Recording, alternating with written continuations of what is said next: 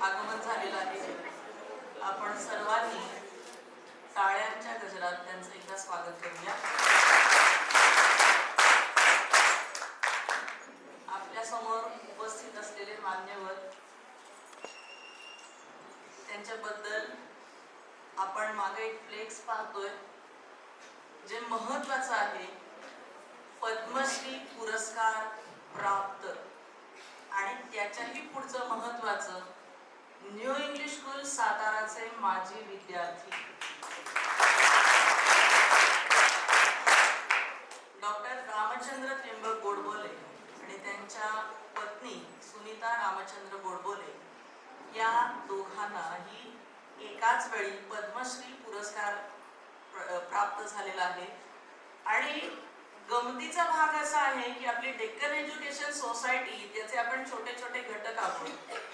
Doctor Godbole हे आपल्या शाळेचे माजी विद्यार्थी आहेत आणि सुनीता ताई या आपल्याच शाळेच्या दुसऱ्या शाखेच्या अहिल्या देवीच्या माजी विद्यार्थिनी आहेत. म्हणजे डेक्कन एज्युकेशन सोसायटीसाठी हा दुहेरी सुवर्ण योग आहे असं म्हणावं लागेल, दुग्धशर्करा योग आहे असं म्हणावं लागेल. आणि त्यांच्या या आपल्या शाला माऊलीच्या तर्फे होणाऱ्या सन्मानासाठी आपण सर्वजण तिथे एकत्रित जमलो आहोत. मी मान्यवरांना विनंती करते की त्यांनी दीप प्रज्वालनाने आजच्या कार्यक्रमाची सुरुवात करावी.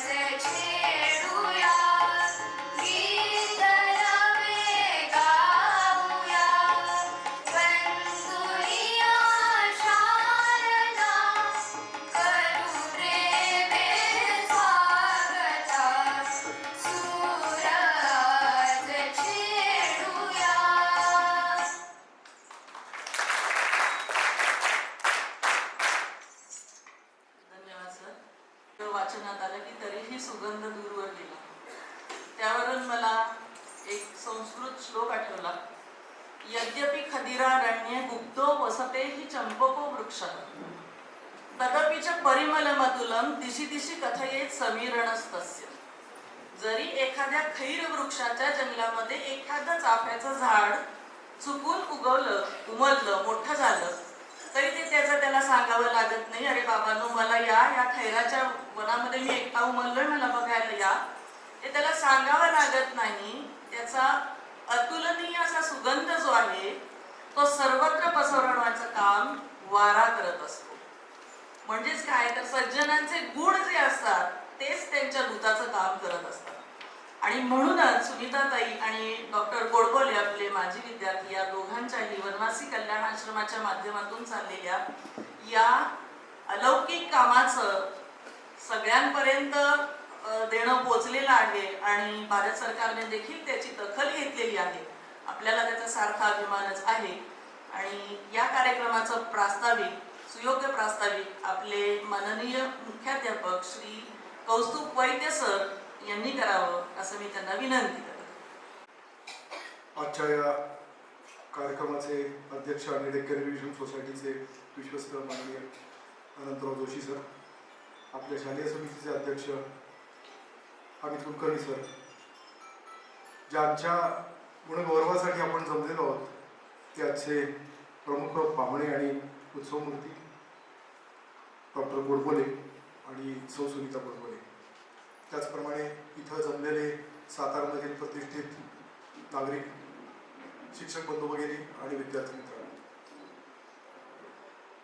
आज आपल्या डेक्कन एज्युकेशन सोसायटीच्या आणि अर्थातच न्यू इंग्लिश स्कूल साताराच्या इतिहासातला अत्यंत गौरवास्पद क्षणाचे साक्षीदार होण्याचं भाग्य आपल्याला लाभते.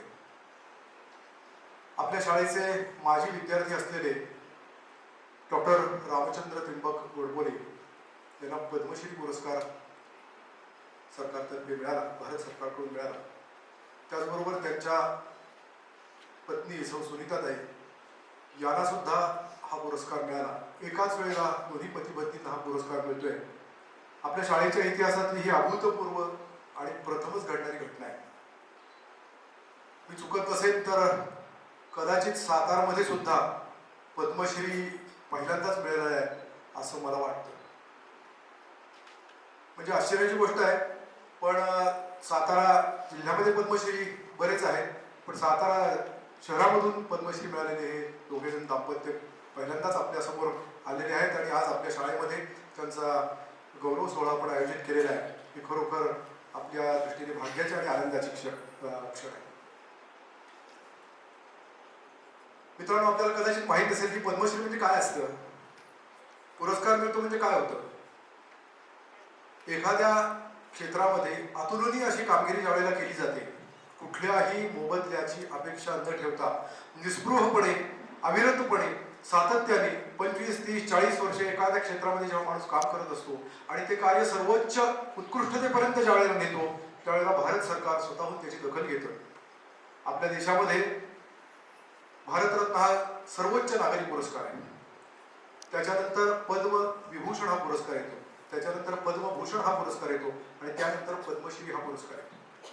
कला, क्रीडा, साहित्य, विज्ञान, त्याचप्रमाणे संगीत अशा वेगवेगळ्या क्षेत्रांमध्ये जे अतुलनीय अशी कामगिरी करतात त्यांना हा भारत सरकारतर्फे पुरस्कार देण्यात येतो.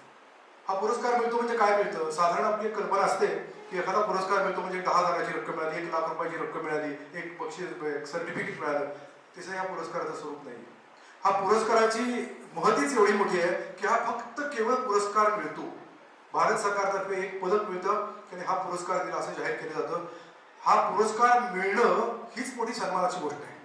त्याच्यासाठी कुठली रक्कम दिली जात नाही, त्याला कुठल्या सवलती नसतात, काही नसतात. अतुलनीय अशी समाजसेवा हा त्याचा एकमेव असा निकष असतो आणि त्याच्याकरता हा पद्मश्री पुरस्कार दिला जातो.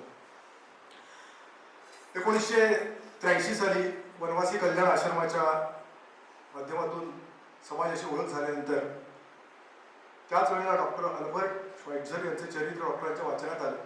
तुम्ही पण कदाचित वाचलं असेल, नसेल वाचलं तर ते अवश्य वाचा. आजच्या दिवसाचं फलित हेच असेल की डॉक्टर अल्बर्ट श्वाइटझरचं चरित्र तुम्ही लायब्ररीत घेऊन वाचा. आपल्या इथे नसेल तर ते आपण आणू, नक्की असणार आहे. तुम्ही नगर वाचन मंदिरात पण जाऊन बघा आणि ते चरित्र नक्की वाचा.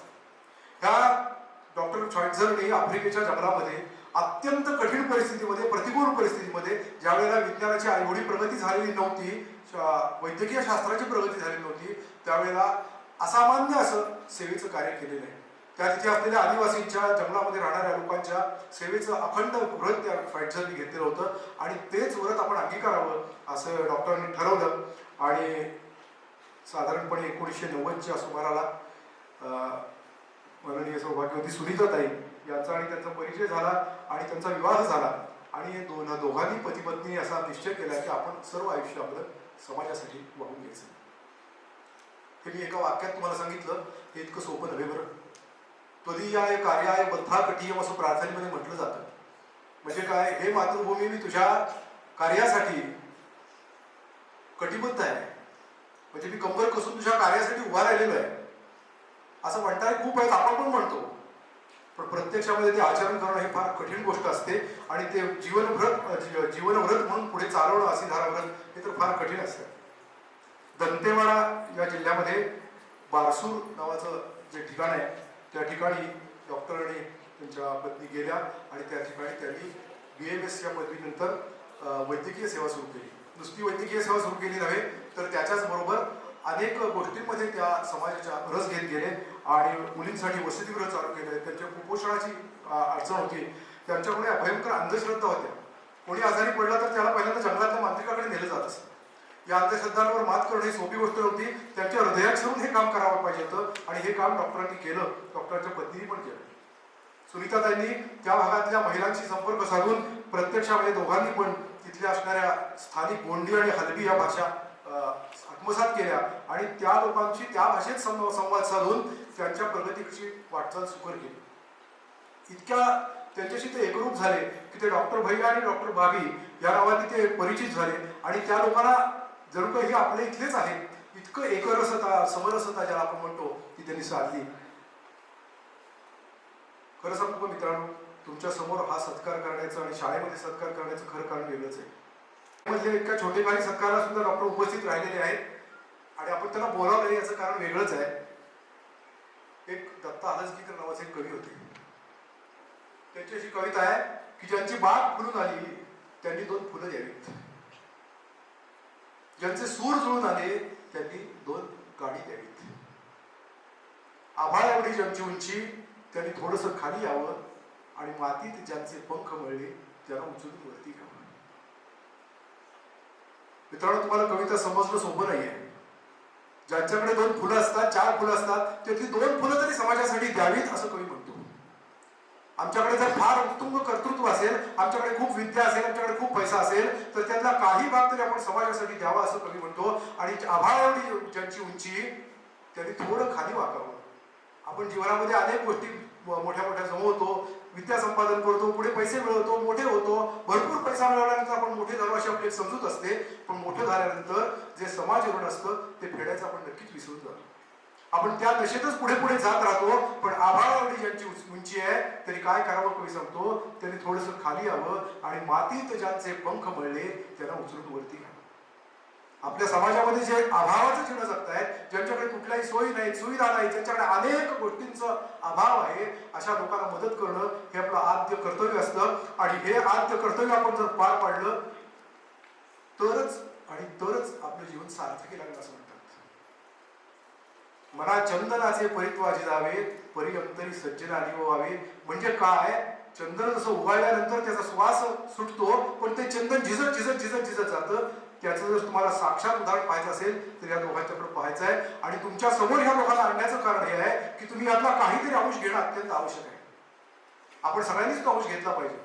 आपण जीवन जगतो, आपापला संसार करतो, आपापला व्यापार करतो. हे जीवन जगत असताना सुद्धा आपल्या जीवनाचं सार्थक काय झालं, आपल्या जीवनाचं जर सार्थक व्हावं वाटत असेल की नाही, तर अशी एक बुद्धी आपल्याकडे असणं आवश्यक आहे की ज्याच्यामुळे आपण गेल्यानंतर आपल्या आठवण काढणारे, ज्यांच्यामुळे यांच्यामुळे आमचं जीवन घडलं असं सांगणारे 4 तरी लोक आपल्या जीवनामध्ये आपल्याला निर्माण करता आले पाहिजे.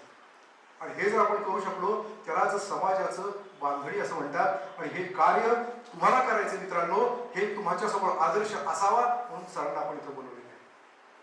हे कार्य तुम्हाला कशासाठी करायचं आहे, तर ज्या भारताचा आपण मोठं कौतुकाने आणि अभिमानाने नाव घेतो, जी महासत्ता म्हणून उदयाला येणार म्हणून सांगतो, या भारतामध्ये जर नागरिक म्हणून जगायचं असेल, आपण आसपासच्या समाजामध्ये बघितल्यानंतर आपल्या लक्षात येईल इतका बुजबुजाट झालेला आहे, इतके द्वेषपूर्ण वातावरण निर्माण झालेलं आहे. या सगळ्यावर मात करायची असेल तर आपल्याला सेवेशिवाय पर्याय नाही. आणि ही सेवा ज्यांनी केली त्याचं उदाहरण तुमच्या डोळ्यासमोर असलं पाहिजे. याच्यासाठी आज न्यू स्कूल सातारा आणि डेक्कन एज्युकेशन सोसायटी पुणे या दोघांनीही या उत्तुंग कार्य केलेल्या महामानवांचा आपण आज सत्कार कार्यक्रम आयोजित केला आहे. धन्यवाद.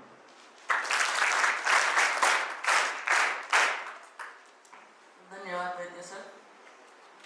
आपले वैद्य सर हे उत्तम कीर्तनकार आहेत आणि कीर्तनाच्या माध्यमातून ते समाज प्रबोधनाचं काम सातत्यानं करत असतात. मी स्वतः त्यांची कीर्तन ऐकलेली आहे आणि याचा प्रत्यय तुम्हाला आता आला असेल. यानंतर वैद्य सरांनी मगाशी एक ओळ म्हटली आपल्या संघ प्रार्थनेतली, त्वदीयाय कार्दयाय बद्धाकटीयम शुभामाशिषम देही तत्पूर्तये. त्यातलीच एक ओळ मी म्हणतीये, श्रुतं चैव यत्कंटकाकीर्ण मार्गम स्वयं स्वीकृतं न सुगंकारये. ऐकलेलं आहे की हा काट्यांनी भरलेला पूर्ण मार्ग आहे, असू दे, पण तो काय आहे, तो मी स्वीकारलेला आहे. स्वयं स्वीकृतम, मी स्वतः स्वीकारलेला आहे. न सुगमकारये, आम्ही सगळे मिळून तो सुगम करू. आम्हाला काही वाटत नाही त्या काट्यावरनं चालण्याचं. मातृभूमीच्या सेवेसाठी काट्यावरनं चालायचं असेल 72, पण मातृभूमीसाठी आम्ही अशा प्रकारे हजारो काटे फुला समान मालायला तयार आहोत. अशा पद्धतीनं काम करणारे हे दंपती आपल्या समोर उभे आहेत. बसले आहेत, उभे आहेत म्हणजे आपल्या समोर आहेत असं म्हणायचं मला. यानंतर कार्यक्रमाच्या पाहुण्यांचा यथोचित परिचय श्री कल्याणकर सर यांनी करून द्यावा अशी मी त्यांना विनंती करते. पर्यवेक्षक श्री कल्याणकर सर. समोर बसलेले संघाचे मान्यवर सदस्य, माझे शिक्षक बंधू भगिनी, विद्यार्थी मित्र, कधी कधी एखादं जीवन स्वतःहून प्रसिद्धीपासून दूर राहून पाहतं, पण त्याच्या कार्याचा सुगंध हा समाजात पसरत राहतो. तू मैं एक रक्त या विचारातून उभ्या राहिलेले या सेवाव्रती दाम्पत्याचा परिचय करून देण्याचं काम माझ्याकडे आलेलं आहे. मी आपल्याला त्यांचा परिचय करून देत आहे. श्री रामचंद्र त्र्यंबक गोडबोले, 18 जून 1960 रोजी सातारा इथं जन्म झालेला आहे. त्यानंतर त्यांनी आपलं शिक्षण न्यू इंग्लिश स्कूल सातारा, वैद्यकीय शिक्षण आर्यांगल वैद्यकीय महाविद्यालय सातारा इथं घेतलेलं आहे. 1983 पासून वनवर्ती कल्याण आश्रमात पूर्ण वेळ कार्यकर्ता म्हणून काम केलेलं आहे. त्यानंतर कणाशी नाशिक जिल्ह्यामध्ये आहे, त्या ठिकाणी त्यांनी आरोग्य केंद्रामध्ये काम केलेलं आहे. 1990 साली त्यांचा विवाह सुनीता प्रसन्न पुराणिक पुण्यातल्या त्यांच्याशी झालेला आहे. विवाहानंतर त्यांनी बारसूर केंद्र जिल्हा दंतेवाडा छत्तीसगड इथं आरोग्य केंद्राची जबाबदारी स्वीकारली. 2002ला ते परत महाराष्ट्रामध्ये आले. प्रांत आरोग्य रक्षक योजना प्रमुखाची जबाबदारी मिळाली. त्यानिमित्ताने जळगाव, नंदुरबार, धुळे, सरदार सरोवर प्रकल्पाचा एरिया, सातपुड्याचा डोंगर या ठिकाणी आरोग्य रक्षक योजनेसाठी प्रचंड प्रवास केलेला आहे. यामध्ये आदिवासींच्या अनेक समस्यांवर त्यांनी चिंतन केलं. 2010 मध्ये पुन्हा बस्तरला गेले. तेव्हापासून आजपर्यंत बारसूर जिल्हा दंतेवाडा या गावात वास्तव्य. मेडिकल कॅम्प्स विथ फॉलोअप हा प्रकल्प सुरू केला. हैदराबाद येथील एक डॉक्टर मुकुंद करमाळकर हृदयरोग तज्ञ यांचं मोठं योगदान त्यांच्या कार्यात त्यांना मिळालं. त्यामुळे जवळजवळ 112 मेडिकल कॅम्प्स आयोजन त्यांनी बारसूरमध्ये केलेलं आहे. त्यानंतर माल nutrition and anaemia elevation scheme या अंतर्गत लहान मुलांसाठी आदिवासींच्या स्कीम चालू केली. आतापर्यंत अनेक मुलांची त्या योजनेद्वारे कुपोषण मुक्ती झालेली आहे. 6वी, 7वी, 8वीतल्या आदिवासी मुलामुलींची कुपोषण, व्यसनाधीनता, अस्वच्छता याबद्दल प्रचंड प्रमाणात जागृती केलेली आहे. पोषक आहार संमेलन, मोठ्या वयाचे वनवासी आणि शाळेतील मुलामुलींसाठी पोषक आहार संमेलन त्यांनी त्या भागात आयोजित केलेले आहे. त्यांना निसर्ग निरीक्षणाचा छंद आहे आणि संगीताचा सुद्धा छंद आहे. त्याचबरोबर त्यांच्या सुविद्य पत्नी, त्यांचाही मी आपल्याला परिचय करून देतोय. त्यांचं शिक्षण MA MSW झालेलं आहे. अहिल्या स्कूलच्या त्या माजी विद्यार्थिनी आहेत. कर्वे इन्स्टिट्यूट पुणे या ठिकाणी त्यांनी शिक्षण घेतलेलं आहे. अखिल भारतीय विद्यार्थी परिषदेच्या त्या कार्यकर्त्या होत्या. 1982 ते 1987 पूर्णवेळ कार्यकर्त्या होत्या. वनवासी कल्याण आश्रम, जांभिवली जिल्हा, रायगड, महाराष्ट्र या ठिकाणी त्यांनी काम केलेलं आहे. 1990ला त्यांचा विवाह डॉक्टरांशी झाला.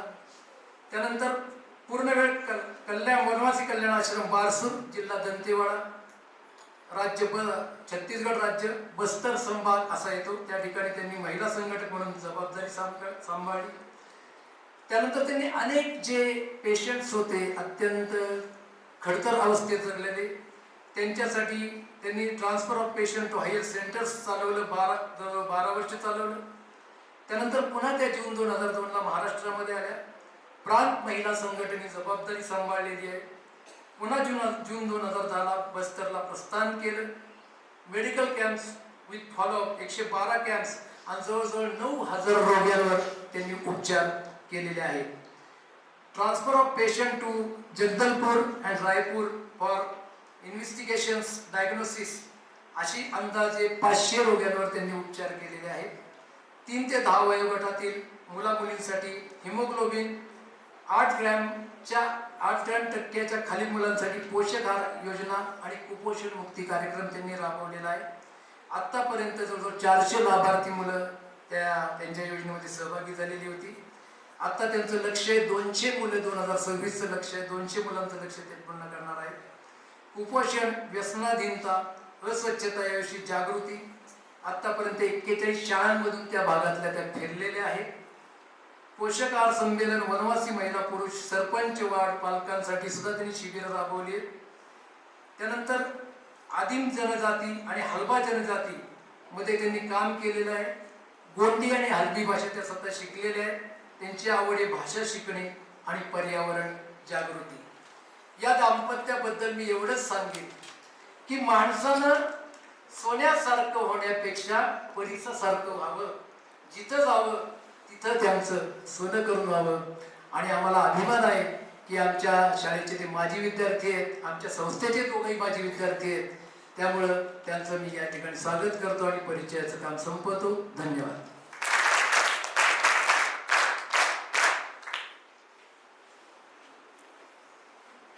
धन्यवाद कल्याणकर सर.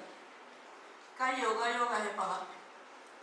प्रभू रामचंद्र वनवासात गेले आणि वनवासाला गेल्यानंतर खरं तर तिथल्या वाईट शक्तींचा, सज्जनांना त्रास देणाऱ्या असुरी शक्तींचा नाश करण्यासाठी आणि सज्जनांचं तारण करण्यासाठी प्रभू श्रीरामचंद्र वनवासात गेले.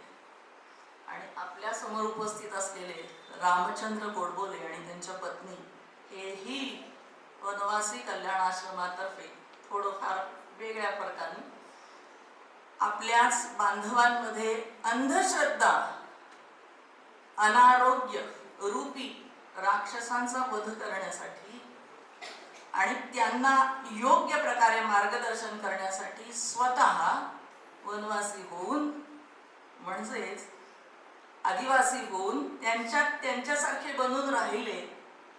बघा, रामचंद्र आपण जो म्हणतो तो मनुष्यच होता हो. जर तुम्ही देव म्हणून त्याला पूजायला लागला तर तुम्ही असं म्हणणार की तो देव होता, त्याला काय अशक्य होतं. पण नाहीये तसं. प्रभू रामचंद्र हे मानव जन्माला आले होते. त्यांचा आदर्श घेतला या आमच्या गोडबोले दंपतीने आणि आमच्या या रामचंद्र गोडबोले यांनी देखील प्रभू रामचंद्रासारखंच काम करण्याचं ब्रीद अवलंबलं आणि ते आज देखील तेवढीच सेवा त्या लोकांची करत आहेत आणि आम्हाला याचा खरोखर अभिमान आहे. यानंतर आपण आता ज्या कार्यासाठी जमलो आहोत ते कार्य आपण संपन्न करीत आहोत. गोडबोले पती पत्नी पद्मश्री पुरस्कार प्राप्त डेक्कन एज्युकेशन सोसायटीचे माजी विद्यार्थी विद्यार्थिनी यांचा सत्कार सोहळा आता संपन्न होतो आहे. त्यापूर्वी मी गोडबोले सरांचं म्हणजे रामचंद्रजींचं सन्मानपत्र जे आहे त्याचं वाचन करते आहे. त्यानंतर त्यांना या सत्कार आणि सन्मानपत्राचे प्रदान केले जाईल. लेखन केलं आहे आपल्या शाळेचे मराठीचे शिक्षक श्री मना मोरे सर यांनी. डेक्कन एज्युकेशन सोसायटी पुणे संचालित न्यू इंग्लिश स्कूल सातारा परिवाराकडून भारत सरकार यांच्या वतीने पद्मश्री पुरस्काराने सन्मानित झालेले आमचे 1975 सालचे इयत्ता 10वी बॅचचे माजी विद्यार्थी डॉक्टर रामचंद्र त्र्यंबक गोडबोले यांना हे सन्मानपत्र सादर करताना आम्हाला अत्यंत अभिमान व समाधान वाटत आहे. आपण दंतेवाडा बस्तर छत्तीसगड या दुर्गम निसर्गरम्य परंतु संघर्षमय आदिवासी भूमीत मानवतेचा अखंड दीप प्रज्वालित केला आहे. प्रतिकूल परिस्थितीत जीवन जगणाऱ्या बांधवांच्या आयुष्यात आशेचे, विश्वासाचे आणि स्नेहाचे नंदनवन फुलविणारे आपले कार्य केवळ वैद्यकीय सेवा नसून मानव धर्माची साक्ष देणारे आहे.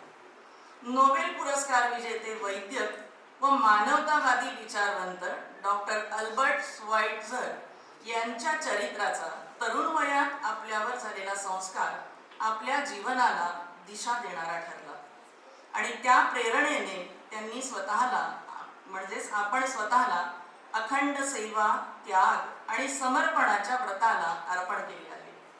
28 फेब्रुवारी 1990 रोजी सौ सुनीता गोडबोले यांच्याशी विवाहबद्ध होऊन जणू 2 सेवामय प्रवाहांचा पवित्र संगमच घडला. भैया भावी या आत्मीय स्नेहनामाने आपण उभयतांनी आदिवासी बांधवांच्या अंतःकरणात अढळ स्थान निर्माण केले. विश्वास हा औषधापूर्वी संवादातून निर्माण होतो. या तत्वाचा अंगीकार करून गोंडी व हलबी भाषा आत्मसात करत आपण हृदयांना हृदयांची जोड दिली आणि विश्वासाचा सेतू उभारला. तू मैं एक रक्त या वनवासी कल्याण आश्रमाच्या घोषवाक्याला जीवन मंत्र मानत शहरी व वनवासी समाज हे वेगळे नसून भारतीय संस्कृतीच्या अखंड प्रवाहातील एकाच रक्ताचे घटक आहेत. ही राष्ट्रीय एकात्मतेची जाणीव आपण आपल्या आचार विचारातून आणि कार्यातून प्रभावीपणे सिद्ध केली आहे.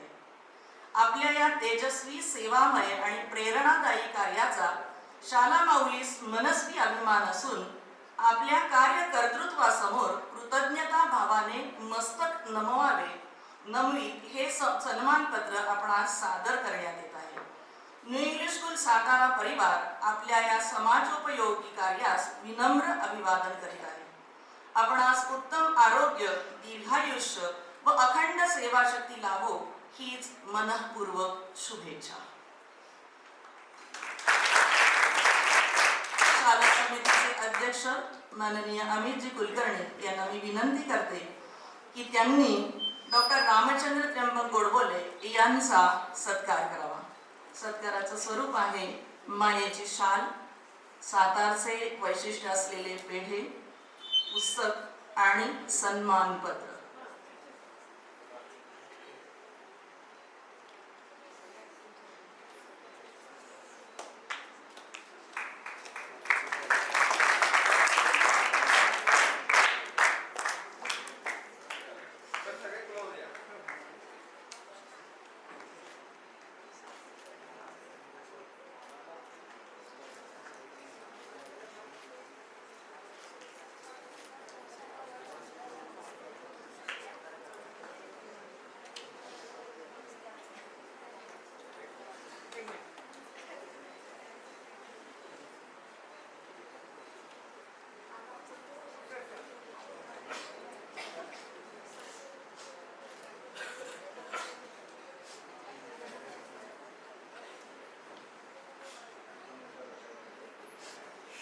मान्यवरांनी स्थानापन्न व्हायला हरकत नाही. यापुढील सन्मान आहे माननीय सौ सुनीता रामचंद्र गोडबोले यांचा.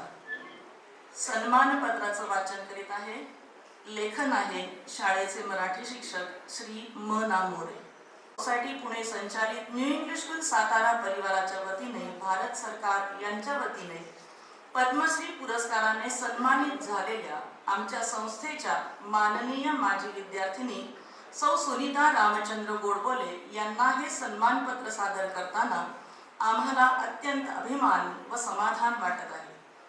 कधी कधी एखादे जीवन प्रसिद्धीपासून दूर राहण्याचा प्रयत्न करत असते, परंतु त्यांच्या कार्याचा सुवास मात्र समाजभर पसरत असतो.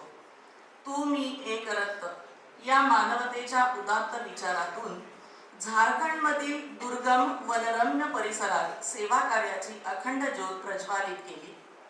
घनदाट अरण्ये, डोंगरदऱ्या आणि मूलभूत सुविधांचा अभाव अशा ठिकाणच्या परिस्थितीतही आपण आदिवासी बांधवांपर्यंत आरोग्य सेवेचा प्रकाश पोहोचवला आणि त्यांच्या जीवनात विश्वासाची नवीन पहाट उगवली. आपण घेतलेल्या उच्च शिक्षणाने आपल्या सेवाव्रताला भक्कम पाया दिला. ज्ञान, कौशल्य आणि संवेदनशीलता यांची सुंदर सांगड घालत आपण आपले शिक्षण समाजाच्या उन्नतीस अर्पण केले आहे. वैयक्तिक प्रगतीपेक्षा सामूहिक कल्याणाला प्राधान्य देत आपण सेवेला जीवन धर्म मानला.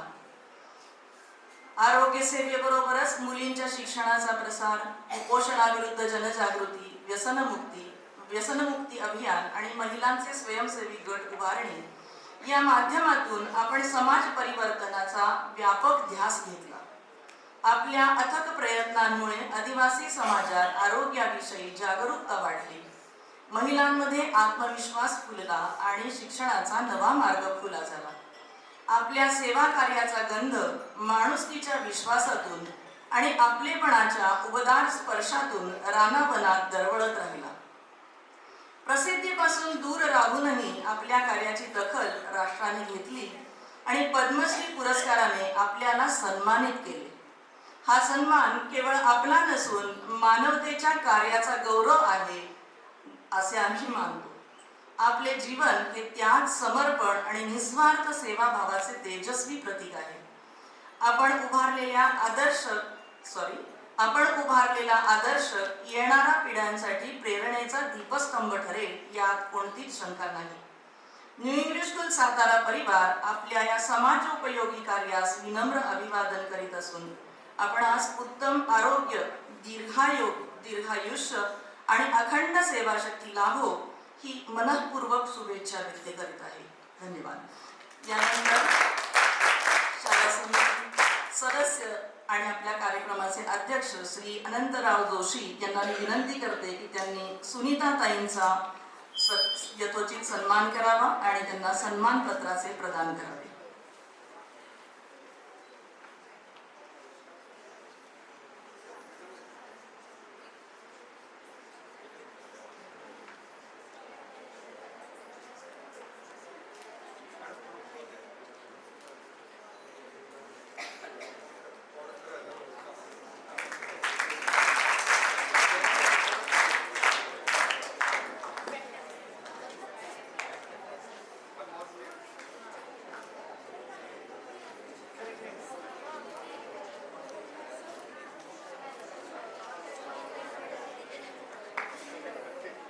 आपल्या शाळेचे संस्थापक सीतारामपंत देवधर हे देखील असेच ध्यास वेडे होते. त्यांचा अर्धाकृती पुतळा आपण दोन्ही पती पत्नींना अर्पण करीत आहोत.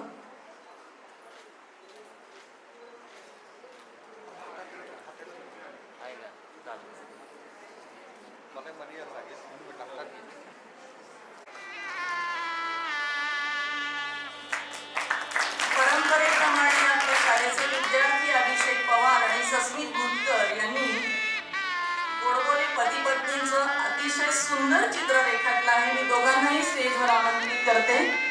त्यांनी हे चित्र या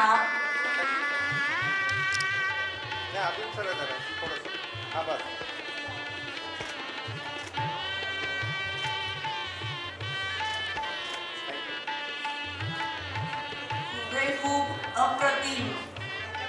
डॉक्टरांचे घारे डोळे सुद्धा त्या चित्रातनं स्पष्ट होत आहेत. तुम्ही जवळून पहा ते चित्र.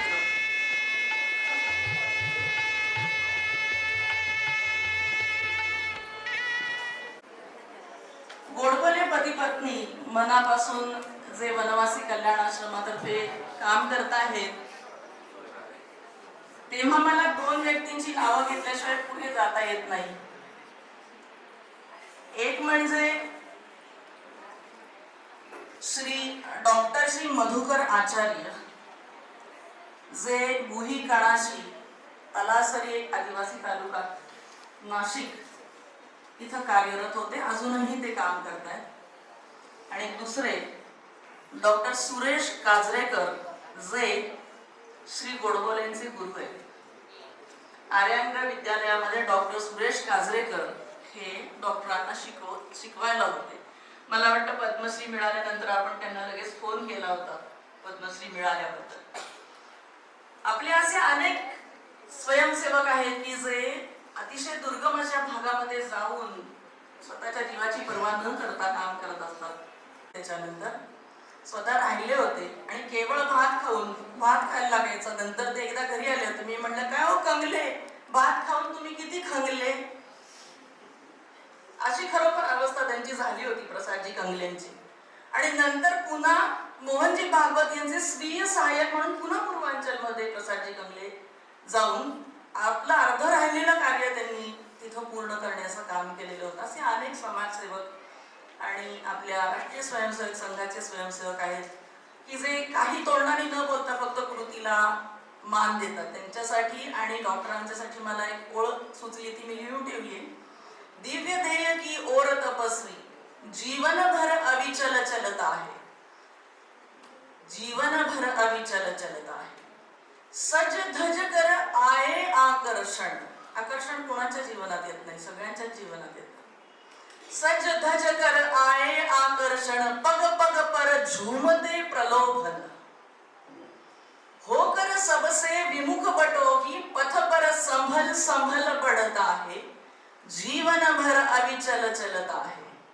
दिव्य ध्येय की ओर तपस्वी, जीवन भर अविचल चलता है. यानंतर मी आजचे प्रमुख पाहुणे श्री रामचंद्र त्र्यंबक गोडबोले यांना विनंती करते की त्यांनी आमच्या छोट्या चमूंशी आणि आमंत्रितांशी संवाद साधावा. नमस्कार. याच्या कार्यक्रमाचे व्यासपीठावर बसलेले जे मान्यवर आहेत, श्री अमितजी कुलकर्णी, अध्यक्ष या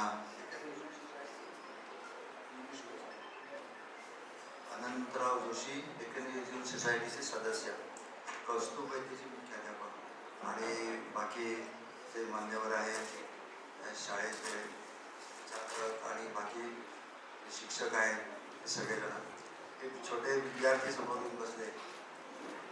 या सगळ्यांसमोर बोलताना खरं म्हणजे बोलण्याची स्थिती नाही.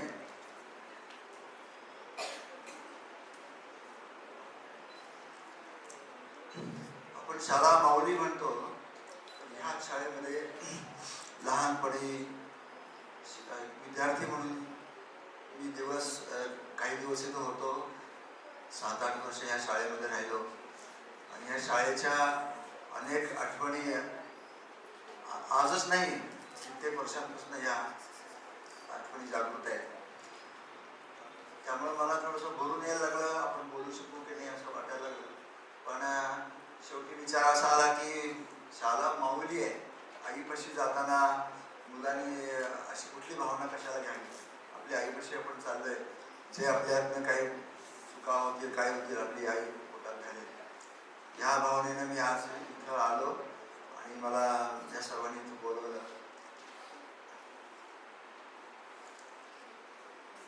मी 4थीला असताना ह्या शाळेमध्ये आलो होतो.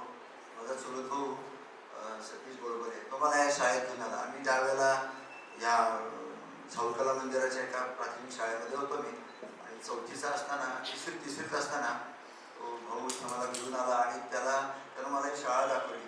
मी या शाळेत आलो आणि एवढं मोठं ग्राउंड, नंतर प्रेक्षागृह, मागचं ग्राउंड, इकडं पाण्याची टाकी, तर सगळं बघितल्यावर मला भावाने सांगितलं आमची शाळा अशी आहे. शाळेचं नाव काय? New English school Satara. एवढी मोठी शाळा आहे. मी छाती दडपून गेली, बापरे एवढी मोठी शाळा, इतक्या मोठ्या त्या बिल्डिंग आणि इतके 1000-2000 विद्यार्थी. सगळं मला आश्चर्य वाटायला लागले. शाळेमध्ये हा आमचा भाऊ राहतो म्हणजे काय. मग तो म्हणाला, मी पाण्याची टाकी बघितली तेव्हा मी म्हटलं की पाण्याची टाकी, इतकं सगळं पाणी असतं इथे, मग इतकं पाणी पिता तुम्ही सगळे? अरे आम्ही पाणी नाही पित, हातपाय धुवायला असतं, पाणी पिण्याची वेगळी व्यवस्था असते. मला सगळं अलौकिकच वाटायला लागलं या शाळेत आल्यावर. आणि मग नंतर तो चुलत भाऊ म्हणायला लागला की ह्या शाळेत तुला आता यायचं नंतर. मला मजा वाटायला लागली ही शाळा, इतकी मोठ्या शाळेत आपण शिक्षण घ्यायचं. पुढे या शाळेत आलो. मग शाळेत आल्यानंतर काही दिवस राहिल्यावर एक मोठी आठवण अजूनही माझ्या इतक्या वर्षानंतर शिल्लक आहे.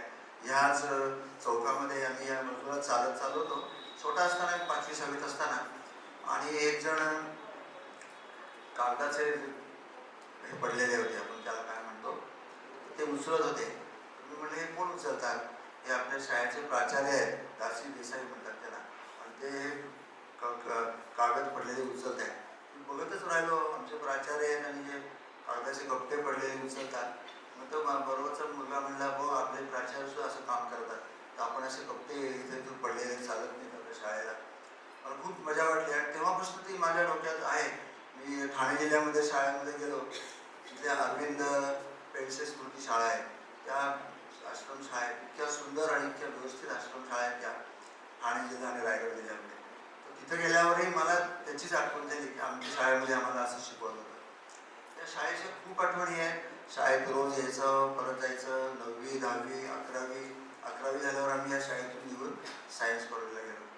पण ह्या शाळेत मी खूप काय काय शिकवलं. श्रोत्री सर होते, दामले सर होते, ते त्या NSS नाही, स्काउट अँड गाईड, त्या कॅम्पला जगातवाडीकडे घेऊन जायचे. ते मी सगळं त्यावेळेचा अनुभव घेतलेला आहे. एक शिक्षिका होत्या, मला आता त्यांचं नाव आठवत नाही, अजून स्मरण आहे मला, पण त्यांचं नावही आठवत नाही. आणि परत त्या कधी मला कधी भेटायचा योग आला नाही.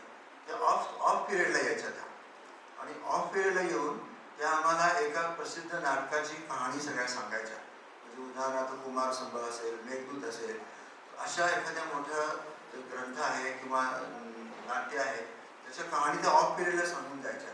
अशा 4-5 मोठमोठ्या ज्या कलाकृती झाल्या त्याची परिचय त्यांनी ऑफ पिरियडला आम्हाला देऊन जायच्या. त्याच्यामुळे मला त्या आल्या की मला खूप उत्सुकता असायची की आपल्याला काहीतरी वेगळी साहित्याची कृती आज समजावून सांगणार आहे. द्रविड सर होते, द्रविड सर ऑफ पिरियडला यायचे. ते रीडर्स डायजेस्टची एक कहाणी सांगायचे. रीडर्स डायजेस्ट म्हणजे पुढच्या काळात रीडर्स डायजेस्ट अमेरिकन मासिक आहे, ते माझ्या इतकं आवडीचं झालं की मी रीडर्स डायजेस्ट 1-1 रुपयाला, 5-5 रुपयाला रीडर्स डायजेस्ट विकत घेऊन यायचो आणि ते वाचायला लागलो. आश्चर्य असं की ह्या रीडर्स डायजेस्टचा माझ्यावर झालेला जो संस्कार आहे, तो संस्कार मला त्या बस्तरच्या जंगलामधल्या आदिवासीसाठी उपयोगी पडला. कितीही कठीण परिस्थितीमध्ये तो पेशंट आला तरी हार मानायची नाही.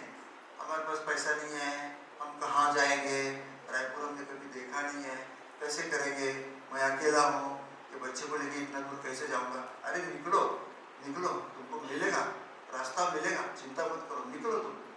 असं त्याला आम्ही त्या रायपूरला पुन्हा करून पाठवायची. आणि तो 10-15-20 दिवसांनी तो मुलगा म्हणजे जाताना बेशुद्ध झालेला मुलगा परत आल्यावर शुद्धीत चालत आश्रमाकडे यायचा. त्यावेळेला जो आनंद वाटायचा, तो सगळा संस्कार ह्या रीडर्स डायजेस्टमुळे आम्हाला मिळाला. आणि द्रविड सर तो रीडर्स डायजेस्टची कहाणी दरवेळेला ऐकवायचे. ड्रामा एक रिअल लाईफ हे त्याच्यामध्ये सदर असतं. असे अनेक संस्कार असतात. मगाशी अल्बर्ट श्वाइटझरांच्या चरित्राचा विषय झाला. आम्हाला जे बस्तरमध्ये पाठवलं ते आमचे भास्करराव कळंबी म्हणून आमचे शिक्षक होते, अधिकारी होते कल्याण आश्रमाचे. मी अनुभव घेतला की ही एक संत व्यक्ती होती. आणि भास्करराव जेव्हा आमच्या बस्तरला यायचे, आमच्या आश्रमात यायचे, 2 दिवस 3 दिवस ते आश्रमात राहायचे, सगळ्या कार्यकर्त्यांशी संवाद करायचे, सगळं करायचे. पण मी एक विशेष दृश्य असं बघितलं होतं, ते आम्ही दरवेळेलाच अनुभवायचो होतो. आणि आम्हाला ते खूपच म्हणजे हे अगदी दुर्मिळ असणारं दृश्य आहे की ते निघाले तिसऱ्या दिवशी की आमचा पूर्ण आश्रम रडत असायचा. सगळे छोटी मुलं, सगळे आमचे कार्यकर्ते सगळ्या रडत फिरायचे. आम्ही एक दिवस त्या कार्यकर्त्याला विचारलं, आप इतना रोना क्यों आता है? वो तो अपने अधिकारी है, अपने आश्रम से जाएंगे, निकलते क्यों? अरे माँ पिता जैसा कोई आश्रम से निकलता है, रोना नहीं आएगा? मुझे म्हणजे आई वडिलांचं प्रेम त्या वनवासी आदिवासींना देणारी ही व्यक्ती हे आमच्यासाठी दीपस्तंभ ठरले आणि त्यांनी आम्हाला बस्तरला पाठवलं आणि आजही आम्ही त्यांनी दिलेल्या त्या व्रतावर कायम आहोत याचा मला एक सार्थ अभिमान वाटतो. आता या बस्तरमध्ये गेलो आम्ही सगळं केलं, पण त्या ठिकाणी जो मेडिकल कॅम्प विथ फॉलोअप आणि transfer of patient to higher centres हे सगळं आम्ही करत गेलो. ही गेल्या 2021 पासून आम्ही जी सुरू केली योजना मालन्यूट्रिशन ॲनिमिया एलिव्हेशन स्कीम, तर ही स्कीम सुरू केली लहान लहान मुलांचं कुपोषण. मला पहिल्यांदा त्याचा अनुभव आला की जो प्रचंड मलेरिया आहे, एंडेमिक मलेरिया, 12 महिने त्या मुलांना मलेरियाचं इन्फेक्शन असतं. म्हणजे त्या मुलाला वर्षात 4 किंवा 5 वेळा मलेरिया तर होतोच कुठल्याही मुलाला, इतका प्रचंड मलेरिया आहे. मग ह्या मलेरियामध्ये या मुलांचं कसं जीवन होत असेल? मग मलेरियापासून यांना वाचवा, कुपोषणापासून वाचवा. 12.5-12च्या वर हिमोग्लोबिन गेलं की त्या मुलांचे जवळजवळ सगळे आजार थांबून जातात. त्यांचा सगळा पैसा वाचतो, कष्ट वाचतात, मृत्यू दर कमी येतो. ह्याचा जेव्हा पहिल्यांदा आम्ही अनुभव घेतला तेव्हा आम्हाला ते वेळच लागलं की ह्या मुलांचं कुपोषण हटवलं पाहिजे कसंही करून. म्हणून आम्ही कार्यक्रम चालू केले. एक 2-3 प्रसंग सांगतो, वेळ कमी असेल. आणि खरं सांगायचं तर मला या सगळ्या मुलांना बघितल्यावर एक मनात अशी इच्छा झाली की कधीतरी यावं आणि या मुलांनाच घेऊन बसावं हॉलमध्ये, छोटी खुर्ची घालून बसायचं आणि सगळ्या मुलांची गप्पा मारायच्या. आम्ही ज्ञानप्रबोधिनीमध्ये जातो पुण्याला, एकदा असंच माझं मुलांसमोर त्यांनी भाषण ठेवलं आणि 15-20-25 मिनटं बोलल्यानंतर ती मुलं प्रश्न विचारायला लागली. इतके प्रश्न यायला लागले की शेवटी त्यांनी त्याचे प्राचार्य त्यांनी सांगितले असं करा, गोडबोल्यांच्या बरोबर मला वेगळं बसावं लागेल, तर असं करूया, ज्यांना ज्यांना इच्छा आहे त्यांनी दुपारी 1:30 वाजता हॉलमध्ये यावं. मग त्या 100-125 मुलं मुली आली आणि इतक्या प्रकारचे प्रश्न त्या मुली आणि मुलं विचारत होती. आमचा तो कार्यक्रम जवळजवळ 2.25-2.5 तास चालला, संवादाचा कार्यक्रम मुलांच्या बरोबर. तर मुलांच्या बरोबर बघितल्यावर मला बस्तरची अशासाठी आठवण झाली की हा जो कुपोषणाचा कार्यक्रम आहे तो आपल्याकडे वामनराव पै म्हणतात ना, विचार बदला नशीब बदले. तसं आम्ही जर विचार केला की हे कुपोषण हटवायचं असेल तर या मुलांच्या म्हणजे आदिवासींच्या मस्तिष्कामध्ये जे कुपोषण आहे ते हटवलं गेलं पाहिजे. आमचे काही अधिकारी म्हणतात की कुपोषण त्यांच्या मस्तिष्कामध्ये आहे, ते तुम्ही हटवलं पाहिजे. मग या मुलांना हे शिकवण्यासाठी मी स्वतः त्या शाळांमध्ये जातो, 7वी-8वीच्या मुलांना शिकवतो आणि त्यांना हा 2-2.25 तासाचा कार्यक्रम घेतो. गुटखा, गुडाखू, पोगो म्हणजे तंबाखू आणि नशामुक्ती, कुपोषण, ॲनिमिया कसा डेव्हलप होतो, कसा तुम्ही हटवलं पाहिजे, अशा सगळ्या कहाण्या त्या मुलांना आम्ही सांगतो. 2.5 तास खूप छान रंगतो आणि ते मुलांच्या बरोबर ज्या दिवशी कार्यक्रम होतो तो दिवशी माझा आनंदाचा दिवस. मला असं वाटतं की आज माझं आजच्या दिवसाचं सार्थक झालं बरं. या 6वी, 7वी, 8वीच्या 60-70-100 मुलांसमोर बसायचं आणि त्यांना ते कुपोषणाचा कार्यक्रम. पण त्यात आम्ही नाटकही करतो, दारू पिण्याचं नाटक करायचं. मेरा नाम सुधर है, मैं तो पिया हूँ आदमी हूँ, मैं पीने वाला हूँ, मैं बाजार जाता हूँ, बाजार से आते थे मेरे बिटिया के लिए मैंने फ्रॉक खरीदा और मेरे बेटे के लिए मैंने बोबो खरीदा. बोबो म्हणजे एक छोटासा गोड पदार्थ असतो बाजारात मिळतो, वो सब खरीदा. और फिर निकलते समय थोड़ा शराब का बोतल देखा, मुझे लगा वो पीना चाहिए और मैं ले लिया. लेने के बाद मेरा नाम सुधर, मैं निकला 2 किलोमीटर गया और मैं गिर गया. तो मेरी साइकिल इधर, फिर मेरा सामान उधर, फिर मेरा चप्पल उधर, मैं गिर गया. फिर लोग पूछ रहे कहाँ से आए हो, ये कहाँ का आदमी है? ये सुधर, ये कोटवार पारा का, ज्यादा लिया आज, हाँ गिर गया. मी मुलांच्या समोर तसं झोपून सगळं नाटकतात होतो, गेलेला माणूस कसा असतो तो. मग ती सगळी मुलं हसतात, खूप हसतात ती, कसं दारू पडला, इकडं सामान इकडं पडलंय, आंबं केलंय, तंबं केलंय सगळं. पण जेव्हा त्या मुलीला विचारतो की आता तुम्हाला मजा वाटली ना, दारू पिणारा हा माणूस असं पडला, पण समजा हा हे तुमचे वडील असतील तर, हा तुमचा भाऊ असेल तर, समजा हा तुमचा नवरा आहे दारू पिऊन बाजारात पडलाय, काय वाटेल तुम्हाला? नाही, चांगलं नाही आहे, चांगलं हे चांगलं वाटत नाही. म्हणून मग आपल्या घरामध्ये आपण गोड बोलायचं, पण आपल्या घरातून व्यसनमुक्ती आपण घालवली पाहिजे. आदिवासी समाजाला जर वर यायचं असेल तर दारूच्या व्यसनातून बाहेर गेलं पाहिजे. डॉक्टर आंबेडकर, भारतरत्न आंबेडकर ते काय म्हणायचे? डॉक्टर आंबेडकर म्हणायचे की तुमच्या घरात जो कोणी पुरुष दारू पित असेल त्याला घरात जेवण देऊ नका, कारण ही दारू आहे ही आमच्या समाजाची घातक आहे, आम्हाला समाजाला हानी खेचणारी. पण दारूपासून समाजाला वाचवा. गुटखा, गुडाखू, पोगो खातात मुलं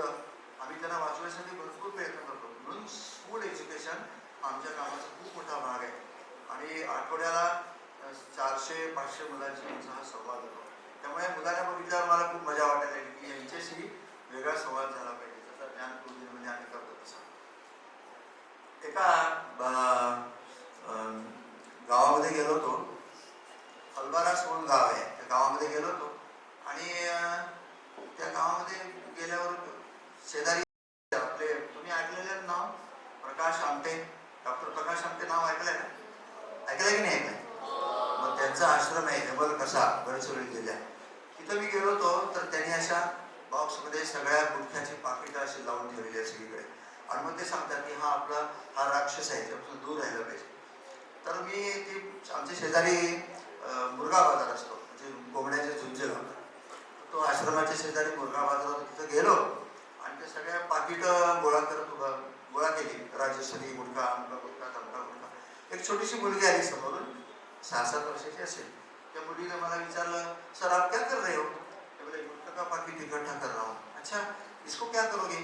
नहीं, मैं ऐसे घर में ले जाऊंगा. आप खाते हो? तो तुला त्या मुलीला विचारलं, म्हणजे आम्ही गुटखा खातो असं तुला वाटतं का? तुला काय वाटतं? नहीं, आप तो नहीं खाते होंगे, लेकिन आप पैकेट इकट्ठा कर रहे. मैं बोला ये राक्षस है दिखाने के लिए. तो आप खाते नहीं ना? नहीं खाते हैं. लेकिन तुमको हिम्मत कैसी हुई मुझे ऐसा सीधा पूछने की, आप खाते हो नहीं खाते हो? अपना तो परिचय नहीं है परिचय. कैसे? आप हमारे स्कूल में सिखाने के लिए आए थे कि गुटखा और तंबाकू हमारा शत्रु है हमारे समाज का, सिखाने के लिए आए थे. अच्छा, आपने देखा है मुझे? मग म्हटलं पाकिटं गोळा करता अजून मग गोरं चालणारी 4-5 मुलं आली. ती सगळी मुलं गोळा झाल्यावर त्यांना विचारलं की आप लोग कोई खाते हो क्या? मग ती जी मोठी मुलगी म्हणाली, ये लड़का खाता है, ये लड़का खाता है. कितना उम्र है तुम्हारा? 5-6 वर्षाचा मुलगा. ये खाता है. तो पूछा आपने खाते हो? नहीं, मैं नहीं खाता हूँ. खाता है, दिन में 5 पाकिट खाता है. दिन में 5? बापरे. त्या मुलाला म्हणलं की अरे तू कुठं राहत असतो? शेजारी आमची दुकान आहे, आमच्या घरी दुकान आहे. चला मग आमची ती सगळी वरात, ती 8-10 गोरं चालणारी मुलं, आम्ही सर्व वेळ त्यांच्या घरी गेलो. घरी गेल्यावर त्यांच्याकडे काही किराणा माल दुकान आहे आणि त्याच्यात त्या सगळ्या पाकिटांच्या माळा लावलेल्या. पण त्या आईला बोलून घेतलं. त्यांना म्हणलं तुम्ही विकता ना? हो म्हणे विकता. पण तुमचा मुलगा खातो? हो म्हणे. काय करायचं, असं बरोबर नाही, पण तो खातो. म्हटलं अहो, वर्षातून आम्ही 7-8 पेशंट, कॅन्सरचे पेशंट आम्ही रायपूरला घेऊन जातो. काय त्यांची अवस्था असते. पण तुम्ही हे कसं काय सहन करता? तुम्ही दुकान महत्वाचं आहे, पण तुमचा मुलगा गुटखा खातो, हा सुद्धा संकटात पडेल, तुम्ही कसं करणार? त्यांना आम्ही समजावून सांगून आलो. मुलांना सांगितलं याच्यापुढे गुटखा खाऊ नका. एक अबुजमाड म्हणून प्रदेश आहे. तुम्ही कधी आता ही सगळी छोटी छोटी मुलं आहेत, हे सगळे नेटवर आजकाल सगळ्यांना माहिती असतात. अबुजमाड नेटवर जर तुम्ही सर्च केलं ना, ABOOZMADH, अबुजमाड काय आहे? अबुजमाड हा भारतातला सर्वात प्राचीन जंगल असलेला हा विभाग आहे आणि त्या ठिकाणी सर्वे होत नाही. त्या ठिकाणी तुम्हाला 7-12 चौथार वगैरे काही मिळत नाही. पण सगळे आदिवासींचा दंडाभिमाडिया आणि अबुजमाडिया त्या लोकांचा तो प्रदेश आहे. तो आमच्या केंद्रापासून 4 किलोमीटरवर आहे. मी त्या मंगना गावामध्ये गेलो आणि माझं दिवसभराचं सगळं काम करायचं होतं. मी ते काम करून संध्याकाळी परत 4 वाजता त्या नदीवर आलो. नदीचं नाव आहे गुड्रा. काय नदीचं नाव? गुड्रा. गुड्रा नावाची नदी आहे, त्याच्यावर उभा राहिलो. आता नदीपाशी आलोय, संध्याकाळचे 4 वाजले. घनघोर जंगल आहे अबुजमाडचं. मी एकटा आहे आणि त्या किनाऱ्यावर उभा आणि मी म्हटलं आता हा पार कसा करणार? तिकडनं एक मोठा ओढा वाहत येतोय आणि हा आमचा एक मोठा ओढा आणि ती सगळी नदीची ते पात्र आणि ते पाण्याचा प्रवाह बघितल्याबरोबर मी म्हटलं अरे बापरे, पलीकडचं काही जाता येणार नाही.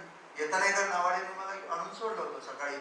संध्याकाळी जाताना काही समजे ना काय करावं. आता उभं राहिलं तिथे थोडा वेळ. म्हटलं काहीच करू शकत नाही. आता जंगलात अंधार दाटायला लागला आणि पुढचा 5 किलोमीटरचा जंगलाचा प्रदेश. तिथं अस्वल आहेत, रानडुकर आहेत, वाघ येतो त्या रस्त्यावर.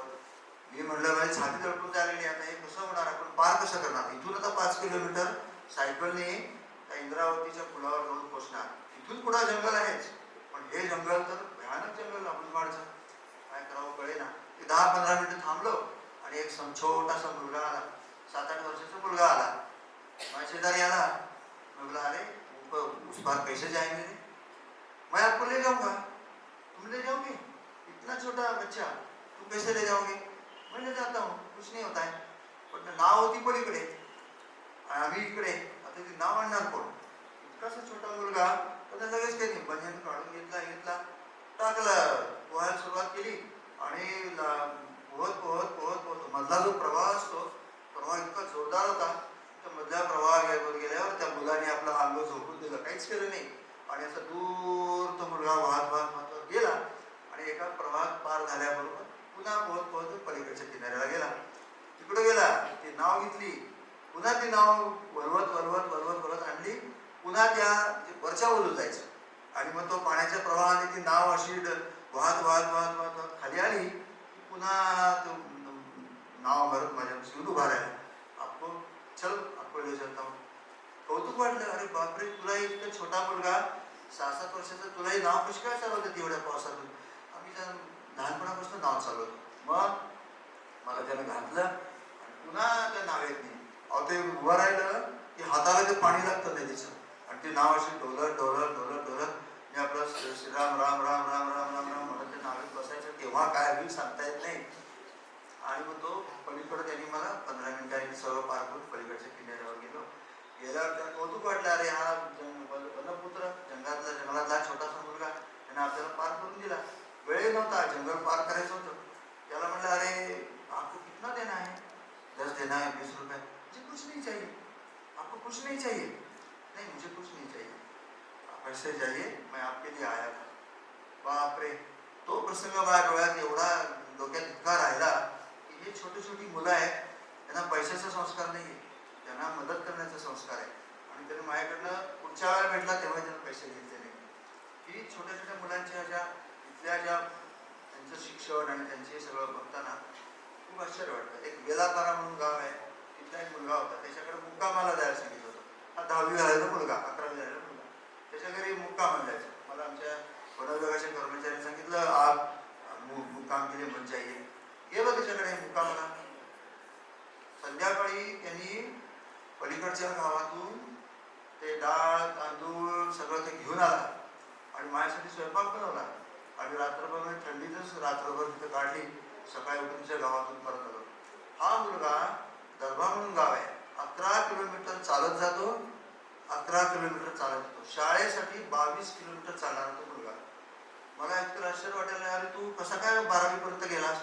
असंच गेलो, आमच्या जंगलामध्ये आम्हाला दुसरा मार्ग नाही आहे. 22 किलोमीटर? हो, 22 किलोमीटर चालावं लागतं शाळेसाठी.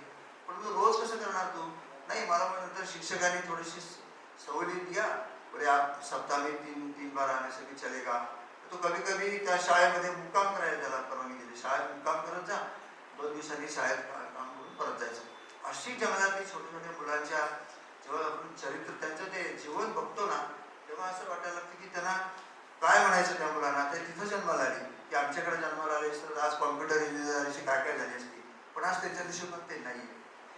मी एक आमचा हलवारासला एक मेडिकल कॅम्प होता आणि एक आमचं डॉक्टर करमाळकरचं कार्डिओलॉजिस्ट आहे, तर ते त्या मेडिकल कॅम्पला आले होते आणि एका पेशंटचं त्याने डायग्नोसिस केलं की याला हार्टचा प्रॉब्लेम आहे. तर हा कुठला वहनपूर म्हणून गाव आहे, इतक्या दूरचं गाव आहे की त्या ठिकाणी CRPF कॅम्पवाले बाहेर येत नाही, त्यांच्या चौकीतून बाहेर येत नाही. मशीन गन सगळे उभे असतात आणि तुम्हाला सांगतात की गेट उघडा, तुमचं तुम्ही गेट उघडून आत यायचं, तुमचं तुम्ही गेट बंद करून तिकडे निघून जायचं. CRPF वाले बाहेर पडत नाही, इतका संवेदनशील क्षेत्र आहे. तर त्या गावामध्ये मी गेलो आणि त्यांना विचारलं की आमच्या फलाना कुठल्या पाऱ्यामध्ये आहे, तर आमच्या पाऱ्यामध्ये आहे. मग तिथं जायचं. मी आदल्या दिवशी 60-70 किलोमीटर प्रवास करून मोटरसायकलनी आमच्या हलबारा आश्रमात गेलो.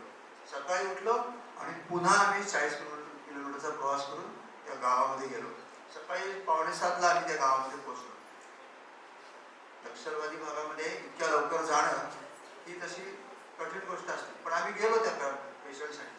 आम्ही त्या गावात वस्तीत गेलो. गेल्याबरोबर त्यांनी सांगितलं की यादव पारा आहे. यादव पारा, मी पेशंटचं नाव सांगितलं. पण वो आश्रमशाला में खाना बनाने के लिए गया है. ठीक आहे, उसको बुलाओ, उसको मिलने के लिए आया. तो थोड्या वेळाने येणार. तो येणार तेवढ्या वेळात एक बाई समोरून आली आणि दारू पिलेली अशी डोलत डोलत डोलत नाही. आप कहाँ से आए हो? पायका. पायका म्हणजे शहरी माणूस, शर्टपॅन्ट घातलेला शहरी माणूस. आदिवासी माणसं शहरी माणसाला घाबरतात, तर पायका म्हणतात. पायका, पायका आएगा, पायका पकड के ले जाएगा, पायका जुर्माना करेगा, पायका जेल में डालेगा, असे ते आपल्या मुलांना भीती दाखवतात. कारण शहरी लोकांची तिथलं जे अन्याय अत्याचार त्याचं त्यांच्यावर एक डोक्यात राहिलेलं असतं. म्हणून पायका आया है, तुम पायका कहाँ से आया? मैं बांसुर से आया हो. किस लिए आए हो? तो आपका पति है ना, उसको हार्ट की बीमारी है, हृदय की बीमारी है, उसको ले जाने के लिए आया हूँ। कहाँ ले जाओगे? दंतेवाड़ा में। कितना पैसा लगेगा? टूड़ी को करना है, टूड़ी को 10 रुपए में टूड़ी को 10 रुपए में टूड़ी को क्या बोल रहे तुम? अरे ये परीक्षा रहती है, छोड़ो ना, तुमको क्या करना है? वो कहाँ, तुम्हारा पति कहाँ गया? आएगा पति, दारू पिलेली गप्पा मारत बाकी लोकांनी केला, अरे तो साहब आया है, दूर बैठो ज्यादा बात मत करो. मग तो आला तिचा नवरा, तो आला, तो म्हणाला मी मोवाची दारू पितो, बाकी कुठल्या दारू पित नाही मी. अरे असं नाही होणार, तुला तर रायपूरला घेऊन जावं लागेल, आमचं ते एस्कॉर्ट हॉस्पिटल आहे तिथे घेऊन जावं लागेल, तुला हृदयाचा बीमारी है, घेऊन जावं लागेल. तो ऐसा वैसा क्या क्या क्या क्या. मैं बोला आपको शराब छोड़नी पड़ेगी, हम आपका सारा खर्चा करेंगे, आपको रायपुर ले जाएंगे, हार्ट हॉस्पिटल में जाके सब इलाज करेंगे, शराब छोड़नी पड़ेगी. वो मोवा का शराब मैं तो पीता हूँ, बाकी कुछ नहीं पीता हूँ. नहीं नहीं नहीं, आपको छोड़ना पड़ेगा. मग त्याला समजावून सांगितलं, सगळं केलं. म्हटलं ठीक आहे, आप जब शराब छोड़ोगे तो हमको बताओ, ले जाएंगे. इतकं सगळं झालं. चला म्हटलं आपण निघूया, आता काय याच्याने झालं, समजावून सांगितलं, आपण निघालो आम्ही. एवढ्यात त्या उपस्थिती लोक म्हणायला लागली. तो प्रसंग आमच्या जीवनामध्ये एक टर्निंग पॉईंट म्हणतात तसा बदल घडवला त्या प्रसंगाने. आम्ही उभा राहिल्याबरोबर त्या वस्तीतले सगळे आदिवासी, गैर आदिवासी सगळे लोक एकत्र, अरे आप इतना दूर से आए हो, यहाँ इस घर में तो चाय लेके जाओगे, तो चाय पीता नहीं हूँ मैं. नहीं लेकिन फिर आपको क्या देंगे, आप तो शराब पीते नहीं हो, तो पानी पिलाओ. ठीक है, पानी पिलाएंगे, लेकिन चाय थोड़ा बनाएंगे आप ले. कोई बात नहीं, तो बैठा मैं. 5 मिनिटांमध्ये एक मुलगी आली, 5-6 वर्षाची मुलगी होती. लाल रंगाचा ड्रेस घातलेला, मागे काय बटन बिटन लावलेली नाही, सगळ्या केसाच्या झिपऱ्या झालेल्या, आणि ती मुलगी एका ताटामध्ये बिस्किटाचा पुडा, चहा घेऊन माझ्यासमोर. तो भाई साहब ये चाय और बिस्किट लीजिए.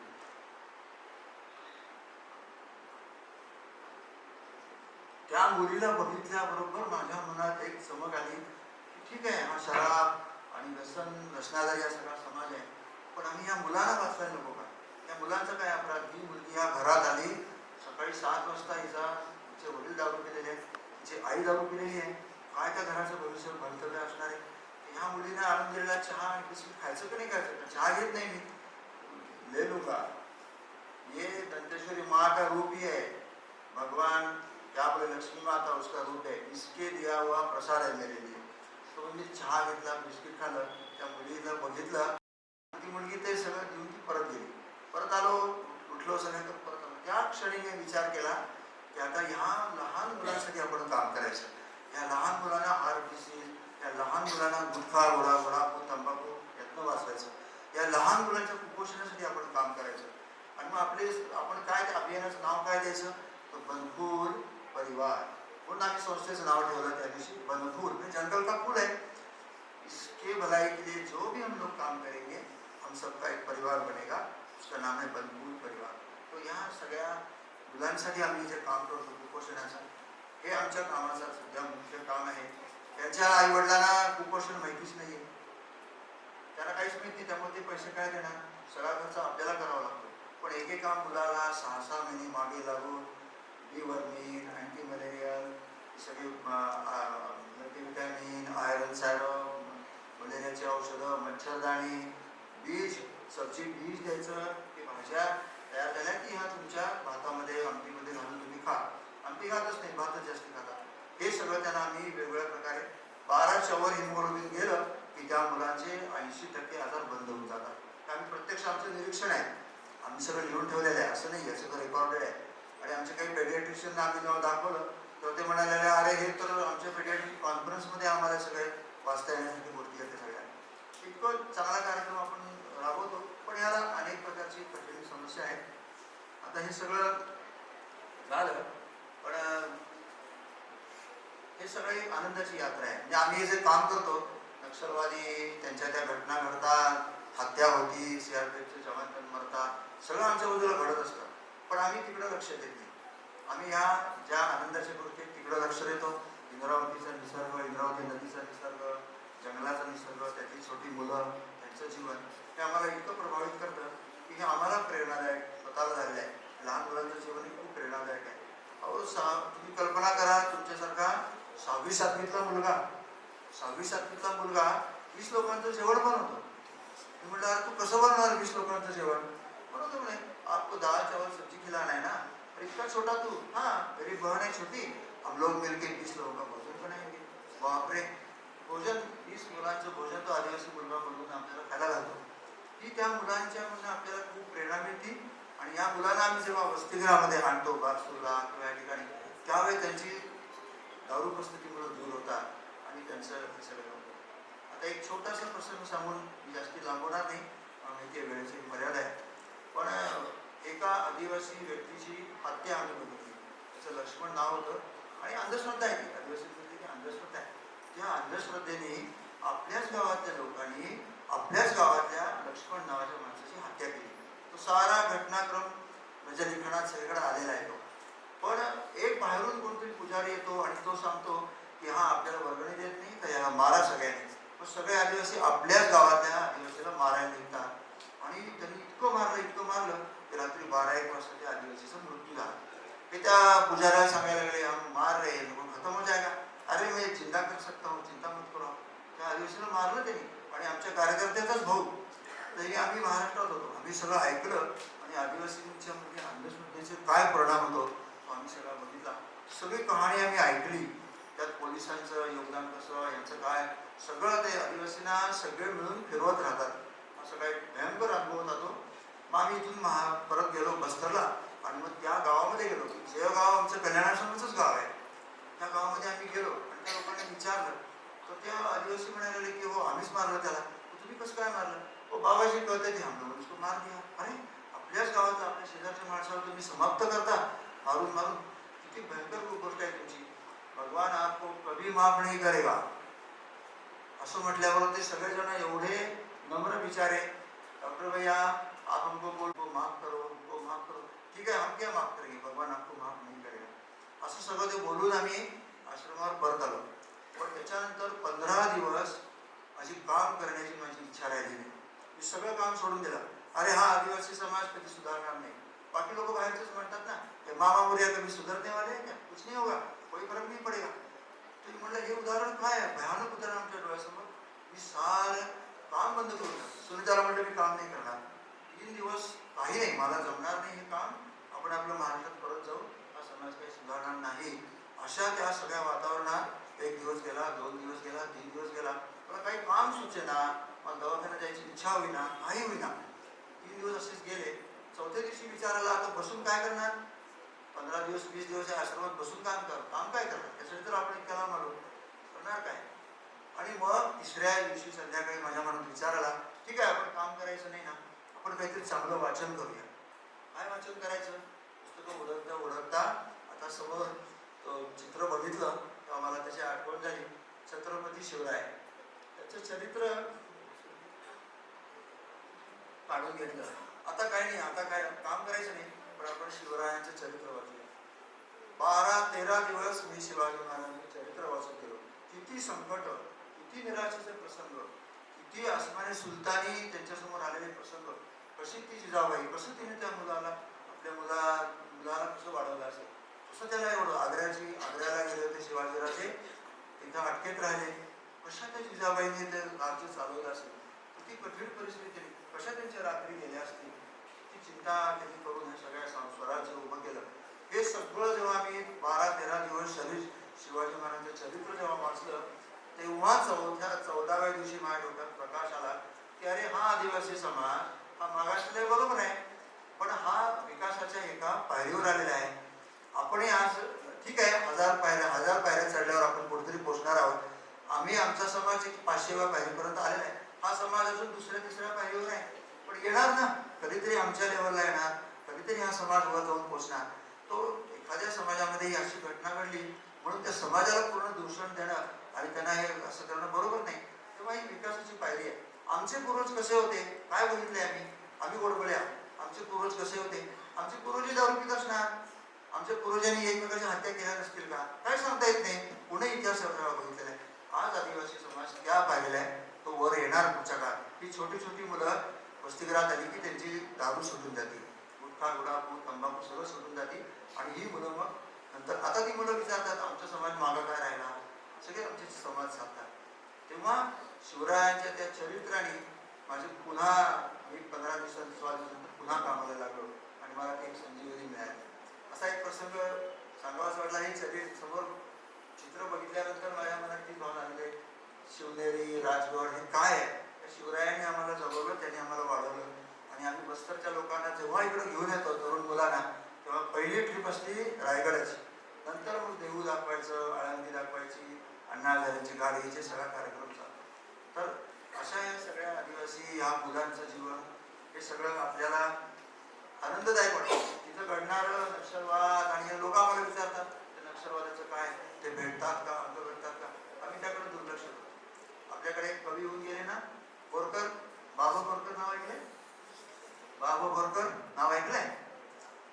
तर त्यांनी एका ठिकाणी म्हणलंय, जे जे भेटे त्यात भरे अशी लावण्याची जत्रा, भाग्य केवळ आपले चाले यातूनच यात्रा.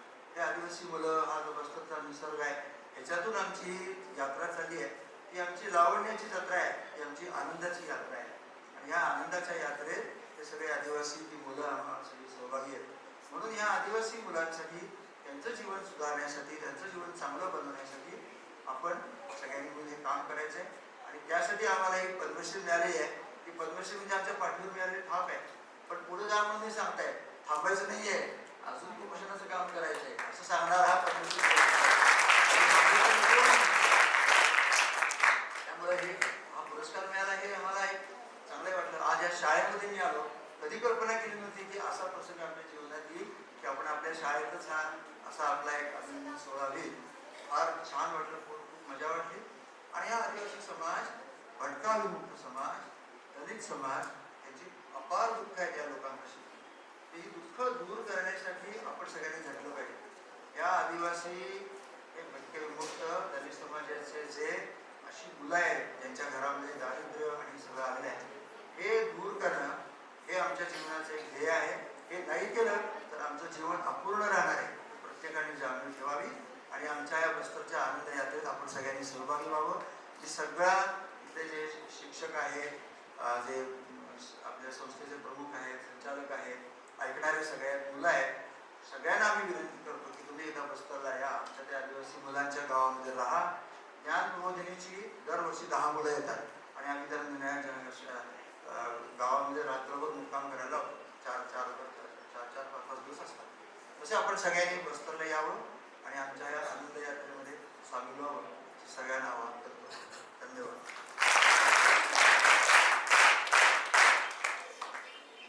धन्यवाद डॉक्टर. आपण सगळ्या मुलांनी ऐकलं असेल की तो आदिवासी विद्यार्थी 22 किलोमीटर चालून शाळेत येत होता आणि आपण असं उत्तर देतो की माझ्या घरात सोडायला आज मला कोणी नव्हतं म्हणून मी शाळेत आलो नाही किंवा आले नाही. डॉक्टरांनी सांगितलेलं उदाहरण आपण कायम लक्षात ठेवायचं आहे. आणि दुसरी गोष्ट, आपण प्रत्यक्ष कृतीमधून किंवा नाटक प्रस्तुत करून, गोष्टी सांगून प्रबोधन जे करता, विष्णू शर्मा नावाच्या पंडितांनी पंचतंत्र जे लिहिलं, अविवेकी असलेल्या राजपुत्रांना गोष्टी सांगून प्रत्यक्ष अनुभवातून त्यांना सर्व शास्त्र पारंगत केलं. त्या विष्णू शर्माची मला साक्षात आज आठवण झाली की आपण देखील तसंच कार्य करत आहात. आणि खरं आहे की हा जो पुरस्कार मिळाला आहे तो असं सांगतोय की थांबायचं नाहीये. खरं तर आपल्या पाठीवर शाबासकीची थाप पडली किंवा पुरस्कार मिळाला की आपली जबाबदारी जास्त वाढते, कमी होत नाही. आपल्या संघाचं एक पद्य येते त्याप्रमाणेच डॉक्टरांनी पती पत्नी वागतायत. चरई वेती यही तो मंत्र है अपना, नहीं रुकना नहीं थकना, सतत चलना सतत चलना. हमारी प्रेरणा भास्कर है, जिनका रथ है सतत चलता. युगों से कार्यरत है जो सनातन है प्रबल ऊर्जा. गति मेरा धर्म है जो भ्रमण करना. यही तो मंत्र है अपना, शुभंकर मंत्र है अपना. चरई वेती यही तो मंत्र है अपना, यही तो मंत्र है अपना. आपण या गीताप्रमाणे तंतोतंत आपली जीवनशैली आचरण करत आहात. यानंतर आपल्या समोर मनोगत व्यक्त करायला येत आहेत आपल्या शाळेचे अध्यक्ष माननीय श्री अमितजी कुलकर्णी. आजच्या आपल्या या कार्यक्रमाचे अध्यक्ष मान्य श्री अनंतराव जोशी, आजच्या कार्यक्रमाचे सत्कार मूर्ती ज्यांचा अभिमान या शाळा माऊलीला सातत्यानं वाटतो आणि आज देखील जिचं मन अभिमानानं ऊर भरून आलं असेल ते डॉक्टर रामचंद्र गोडबोले, सौ सुनीताताई गोडबोले. या शाळेचे मुख्याध्यापक श्री कौस्तुभजी वैद्य, उपमुख्याध्यापक होमणे सर, या ठिकाणी उपस्थित असलेले श्री वैद्य सर, बोरकर सर, प्रधानजी डॉक्टर सोनी आहेत. विशेष करून मला जाणवलं सांगलीवरनं डॉक्टर कुलकर्णी आलेले आहेत. अशा अनेक मान्यवर आजच्या कार्यक्रमाला उपस्थित आहेत. अनेक माझे बालमित्र मैत्रिणी आहेत. सगळ्यांचं मी मनपूर्वक स्वागत करतो आणि या गोडबोले दाम्पत्याचं मनापासून अभिनंदन करतो की आपण हा जो पुरस्कार प्राप्त केलेला आहे हा जसा आपल्या आयुष्यातला द्वितीय क्षण आहे तसा या शाळा माऊलीच्या जीवनातला देखील अद्वितीय क्षण आहे हे मला निश्चित पद्धतीनं वाटतं. जसं डॉक्टर आता वैद्य सरांनी सांगितलं की कदाचित सातारा जिल्ह्यात असेल तर बोलता बोलता मला आठवलं की एक लक्ष्मणराव माने सोडलं तर बहुतेक साताऱ्यात पद्मश्री दिलेलं मला आठवलं नाही. मात्र मला नक्की खात्रीपूर्वक वाटतं की न्यू इंग्लिश स्कूलचे माजी विद्यार्थी म्हणून आणि दाम्पत्याला मिळालेलं हे सातारा जिल्ह्यातलं कदाचित पहिलं पद्मश्री असेल. आणि बरेचदा असं होतं की आपल्या केलेल्या कामासाठी एक पुरस्कार म्हणून पद्मश्री दिलं जातं. मात्र आता डॉक्टरांच्या मांडणीतून आपल्या सगळ्यांच्या लक्षात आलं असेल की एका अर्थाने त्या पुरस्काराची उंची वाढवण्याचा एक मोठा कार्यक्रम त्यांना हा पुरस्कार देऊन झालेला आहे.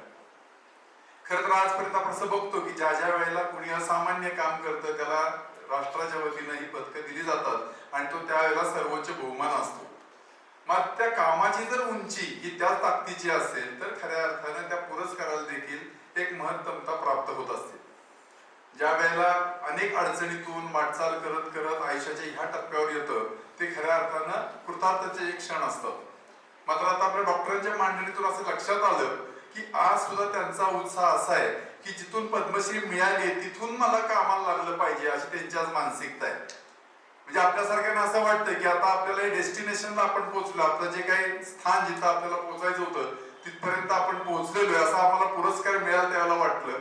मात्र आता त्यांच्या मांडणीतून असं लक्षात आलं की प्रवासाची नवीन सुरुवात करायच्या स्थानापर्यंत ते आज पोहोचले. इतका उत्साहानं ते आज भरलेले आहेत. ज्या ज्या वेळेला या शाळा माऊलीचं आपण स्मरण करतो, इथं कार्यरत असतो त्यावेळेला असं वाटतं की केवढी मोठी पुण्याई या शाळेने निर्माण केलेली आहे. खरं तर कुठल्याही शाळेचं वैभव अशा प्रकारच्या माजी विद्यार्थ्यांच्या उंचीतूनच फक्त मोजता येऊ शकतं. आणि जसं त्यांनी आता सांगितलं की पुढे बसलेल्या विद्यार्थ्यांवर त्याची अधिक जबाबदारी आहे. कदाचित अनेक मोठमोठी बक्षीस पुरस्कार ही आपल्या कर्तृत्वामुळं आपण प्राप्त करत असतो.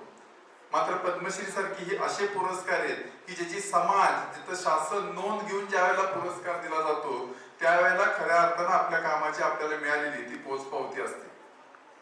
आपण सगळ्यांनी बघितलं असेल की या शाळेतल्या आठवणी आता गोडबोले सरांनी आपल्या सगळ्यांना सांगितलेल्या आहेत. या शाळेत ते वावरलेत. कधीतरी तुमच्यासारखेच इथं त्यावेळेला सभागृह नसेल, वाचनालय असेल कदाचित, पण त्या वेळेच्या सगळ्या या वास्तूतही त्यांचा तशाच पद्धतीचा वावर राहिलेला आहे. मग जर काही डॉक्टर रामचंद्र गोडबोले आपल्या आयुष्यात एवढं मोठं कर्तृत्व साकारू शकतात तर त्या सगळ्या क्षमता घेऊन तुम्ही सगळेजण या शाळेत प्रवेशित झालेला. जसं आपण बघितलं की आपण फार मोठा एखादा वटवृक्ष बघतो मात्र त्या झाडाला फार मोठी फणसासारखी फळं लागतात म्हणून ते झाड मोठं नसतं. आपण बघितलं वडाचं फळ अत्यंत छोटं असतं मात्र त्यातल्या एका बीजामध्ये संपूर्ण वृक्ष साकारण्याची क्षमता असते आणि तीच क्षमता या शाळा माऊलीनं आपल्या प्रत्येक विद्यार्थ्याच्या बीजारोपण कसं करता येईल यासाठी सातत्यानं प्रयत्नरत असतात. अनेक शिक्षकांचे अनुभव आता डॉक्टर साहेबांनी सांगितले, अनेक विद्यार्थ्यांचे समकालीन त्यांच्या वेळेचा स्नेह त्यांनी या ठिकाणी सांगितला. पण हे सगळं चिरंतन स्मरणात ठेवत असताना आपल्याला कुठल्या ध्येयापर्यंत पोहोचायचंय हे कायम आपण स्मरणात ठेवणं अत्यंत आवश्यक आहे. बरेचदा आताच्या पिढीचे असे एक प्रघात झालेला आहे की उत्तम पॅकेज मिळालं पाहिजे म्हणून शिक्षण घ्यायचं, आयुष्यात मी कुठल्या तरी एखाद्या महत्वाच्या पदावर पोहोचलो पाहिजे म्हणून अभ्यास करायचा. पण याच्याही पलीकडे जाऊन मला आयुष्यात यशस्वी व्हायचंय, मला आयुष्यात एखाद्या अशा स्थानावर पोहोचायचंय की ज्याचं मूल्यमापन आर्थिक निकषावर होणार नाही. आज त्यांच्या कामाचं, त्यांच्या योगदानाचं, त्यांच्या त्यागाचं मूल्यमापन आर्थिक कोणत्याही मोजपट्टीनं होऊ शकत नाही.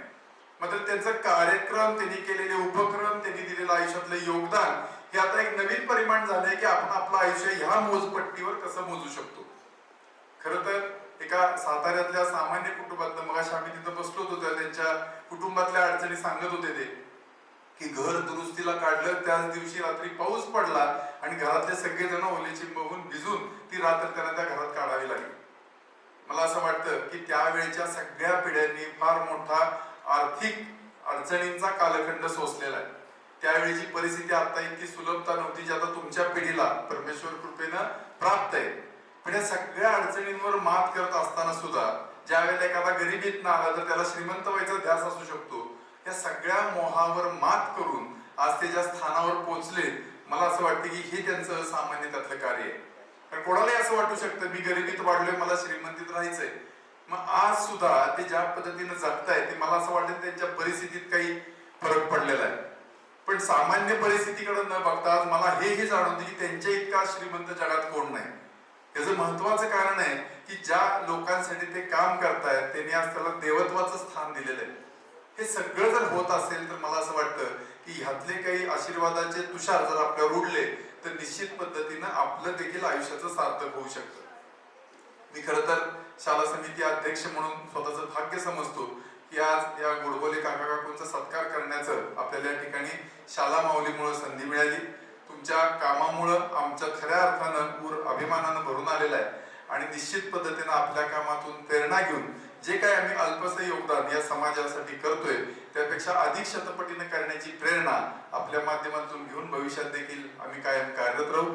आपण या ठिकाणी शाला माऊलीच्या विनंतीला मान देऊन या शाळेत आलात, शाळेच्या वतीनं सत्कार स्वीकारला, त्याबद्दल आपल्याविषयी मनापासून कृतज्ञता व्यक्त करतो आणि थांबतो. धन्यवाद.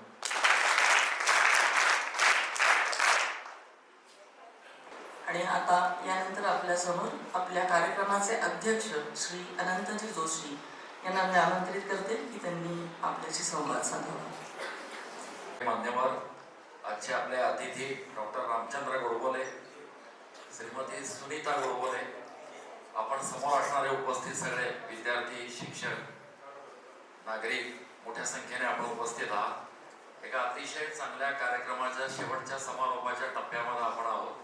अध्यक्षीय मनोगत व्यक्त करण्यासाठी आपण सगळेजण इथं उभे आहोत.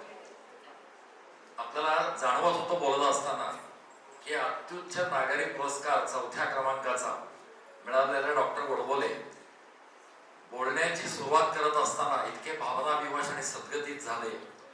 त्यांची कृतज्ञता त्यातनं जाणवत होती की ज्या शाळेचा मी विद्यार्थी होतो, कधीतरी समोर वावरलेलो होतो आणि ही शाला माऊली माझा सन्मान करते, ही कृतज्ञतेची भावना त्यांच्या मनामध्ये होती.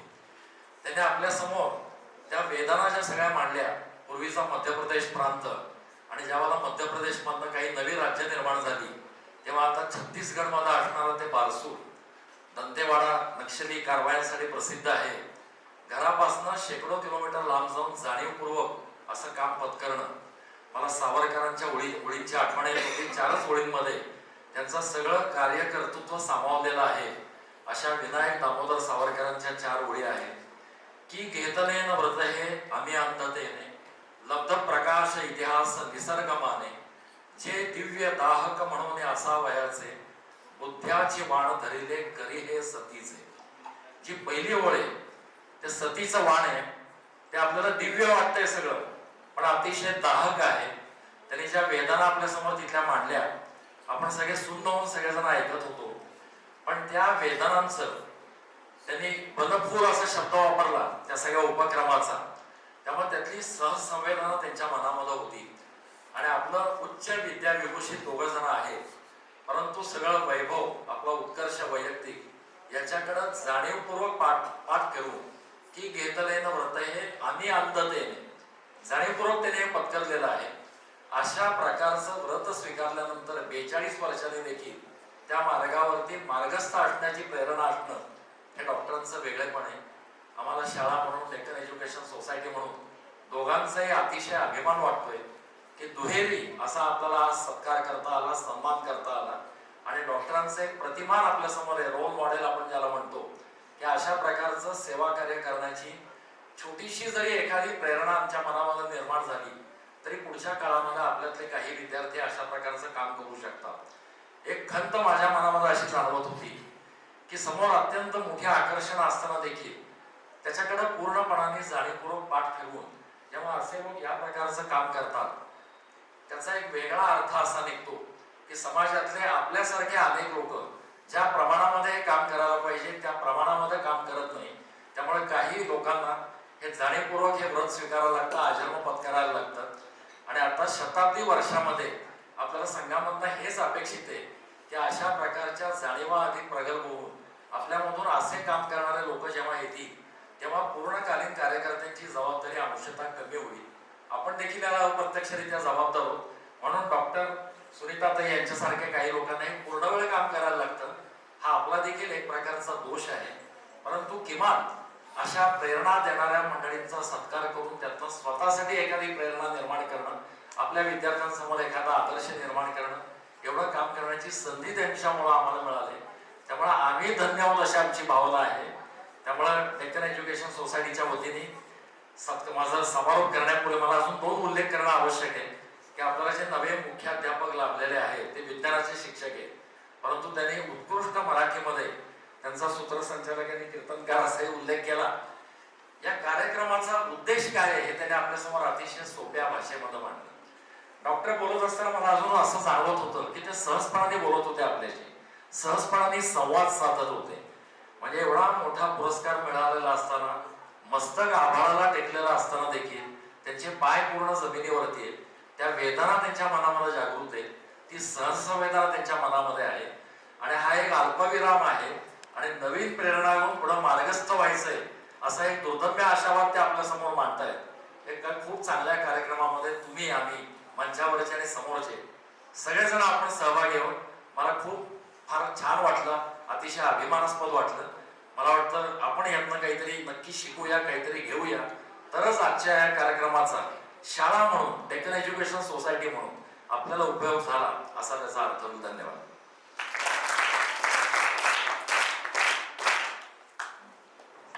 धन्यवाद जोशी सर.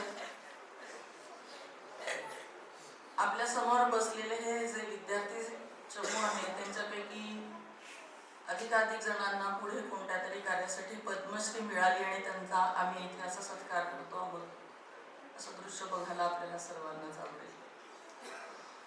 हात वर करा बरं, कोणाला वाटतंय पद्मश्री मिळावी? गुड गुड गुड, कर हात वर, काहीच हरकत नाही. त्याच्यासाठी एवढे कष्ट करावे लागतील आणि तिचं सर्वांनी टाळ्या वाजवून अभिनंदन करूया. ज्या अर्थी तिनं हात वर केलाय पद्मश्री मला प्राप्त व्हावी याची माझी इच्छा आहे, त्या अर्थी तिची एवढे कष्ट करण्याची तयारी आहे. आणि तिच्या या जिद्दीबद्दल किंवा तिनं दाखवलेल्या या मानसिक धैर्याबद्दल तिचं हार्दिक अभिनंदन. यानंतर एक छोटेखानी शाबासकी म्हणूया, सत्कार म्हणूया. श्री मस्तू मोरे सर यांना मी स्टेजकडे आमंत्रित करते.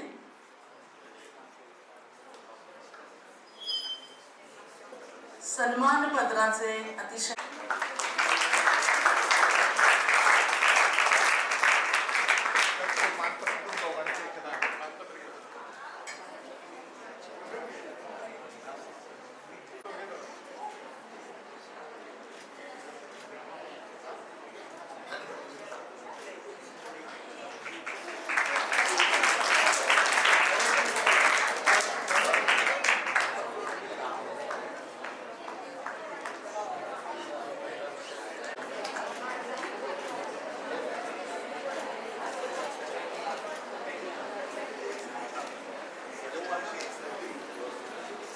सेवा भारतीचं काम करतात आणि त्यांनी मला विनंती केली की डॉक्टरांच्या कार्य मी स्वतः पाहिलेलं आहे आणि मला फक्त 2च वाक्य बोलायची आहेत, म्हणून फक्त त्यांना आपण बोलायची संधी देतोय. खरं तर अध्यक्षांच्या मनोगतानंतर बोलू नये असा प्रघात आहे, परंतु त्यांच्या प्रेमळ विनंतीला मी नाही म्हणू शकले नाही.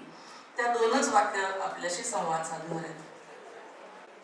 सर्व मान्यवर आणि प्रेक्षक म्हणण्यापेक्षा सर्व इथं ज्या कार्यक्रमाला उपस्थित राहिले त्यांना मला 2च वाक्य सांगायची, कारण मी स्वतः बारसूरला यांच्या प्रोजेक्टसाठी बघून आलेली आहे, राहून आलेली आहे.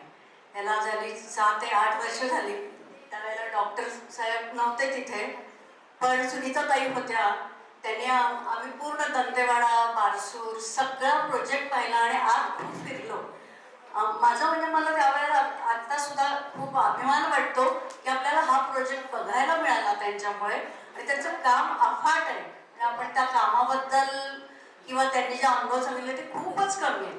तेच प्रत्यक्ष जेव्हा बघितलं, ताईंनी सुरू केलेली तिथली मुलींची शाळा, मुली, तिथल्या मुलींना आम्ही भेटलो आणि हे सगळं पाहिल्यावर मन भारावून गेलं. म्हणजे या गोष्टीला आता 7 वर्ष झाली, पण माझ्या डोळ्यासमोरून कुठलाही तिथला एकही प्रोजेक्ट, म्हणजे इतके प्रोजेक्ट मी बघितले त्यांच्याच कल्याणाश्रमाचे, पण यातला तो जो एक मनामध्ये आणि डोक्यामध्ये बसला तो जात नाहीये. म्हणजे हे परवा डॉक्टर जे आले होते आमच्या सेवा भारतीच्या कार्यक्रमाला, त्यावेळेला त्यांची भेट झाली आणि योगायोग असा की त्यानंतर 2 दिवसांनी त्यांना ही पद्मश्री डिक्लेअर झाली. त्यावेळेला मी त्यांची स्वतः एक छोटेखानी मुलाखतपेक्षा प्रश्नोत्तराचा कार्यक्रम केला होता. तेव्हा मला इतका आनंद झाला होता. मी सगळ्यांना त्यावेळेला सांगितलं की मी त्यांच्याशी बोलली आहे, मी त्यांच्याबरोबर जाऊन आली आहे, मी राहून आली आहे आणि खरंच म्हणजे अभिमानास्पद आहे. सुनीताताईंबद्दल तर मी काही म्हणजे बोलूच शकत नाही, इतक्या त्या ग्रेट आहेत म्हणायला हरकत नाही. त्या तिथल्या वातावरणात राहतात, तिथल्या लोकांची त्यांच्याप्रमाणे वागतात हे मी प्रत्यक्ष पाहिले आणि त्यांच्याच भाषेत बोलतात. त्यामुळे तिथल्या लोकांना त्यांच्या दोघांबद्दल एवढा आदर आहे की आम्हाला आधी पहिल्यांदा सांगण्यात आलं होतं की तुम्ही कुठे चाललात, दंतेवाडा वगैरे. त्यावेळेला तर आणखीन परिस्थिती वाईट होती.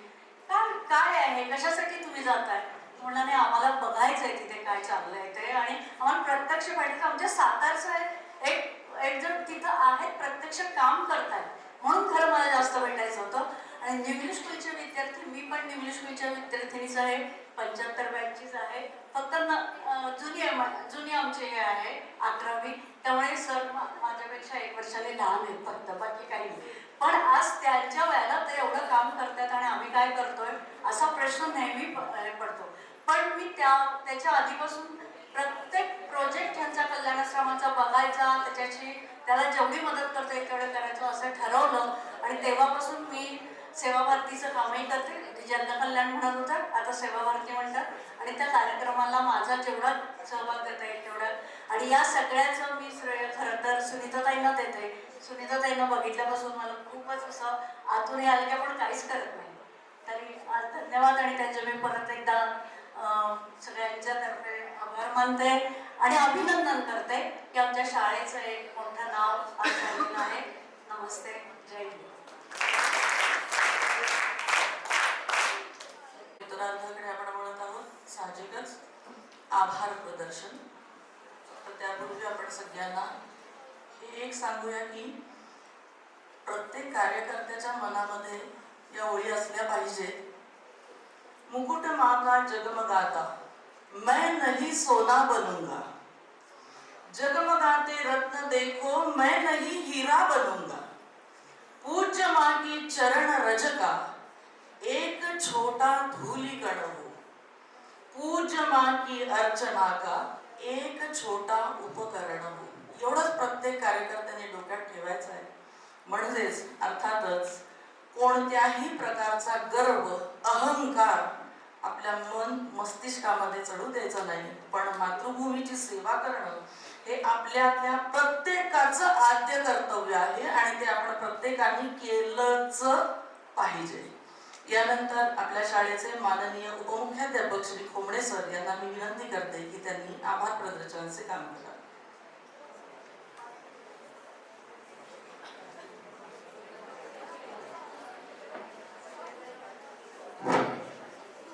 नमस्कार.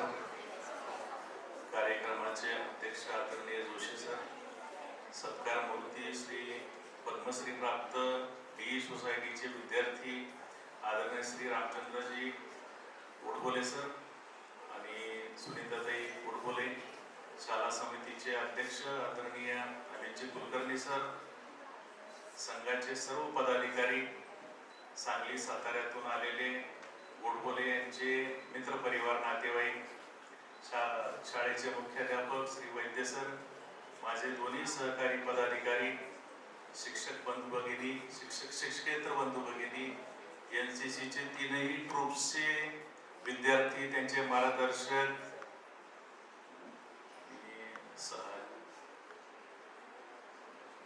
संगीत विभाग, सन्मानपत्र लिहिणारे श्री मोरे सर, सूत्रसंचालन करणाऱ्या जान्हवीताई आणि आपण उपस्थित सर्व विद्यार्थी, याशिवाय कार्यक्रमासाठी ज्यांनी प्रत्यक्ष अप्रत्यक्ष मदत केली त्या सर्वांचे शाळा माऊलीतर्फे मी आभार मानतो. जय हिंद.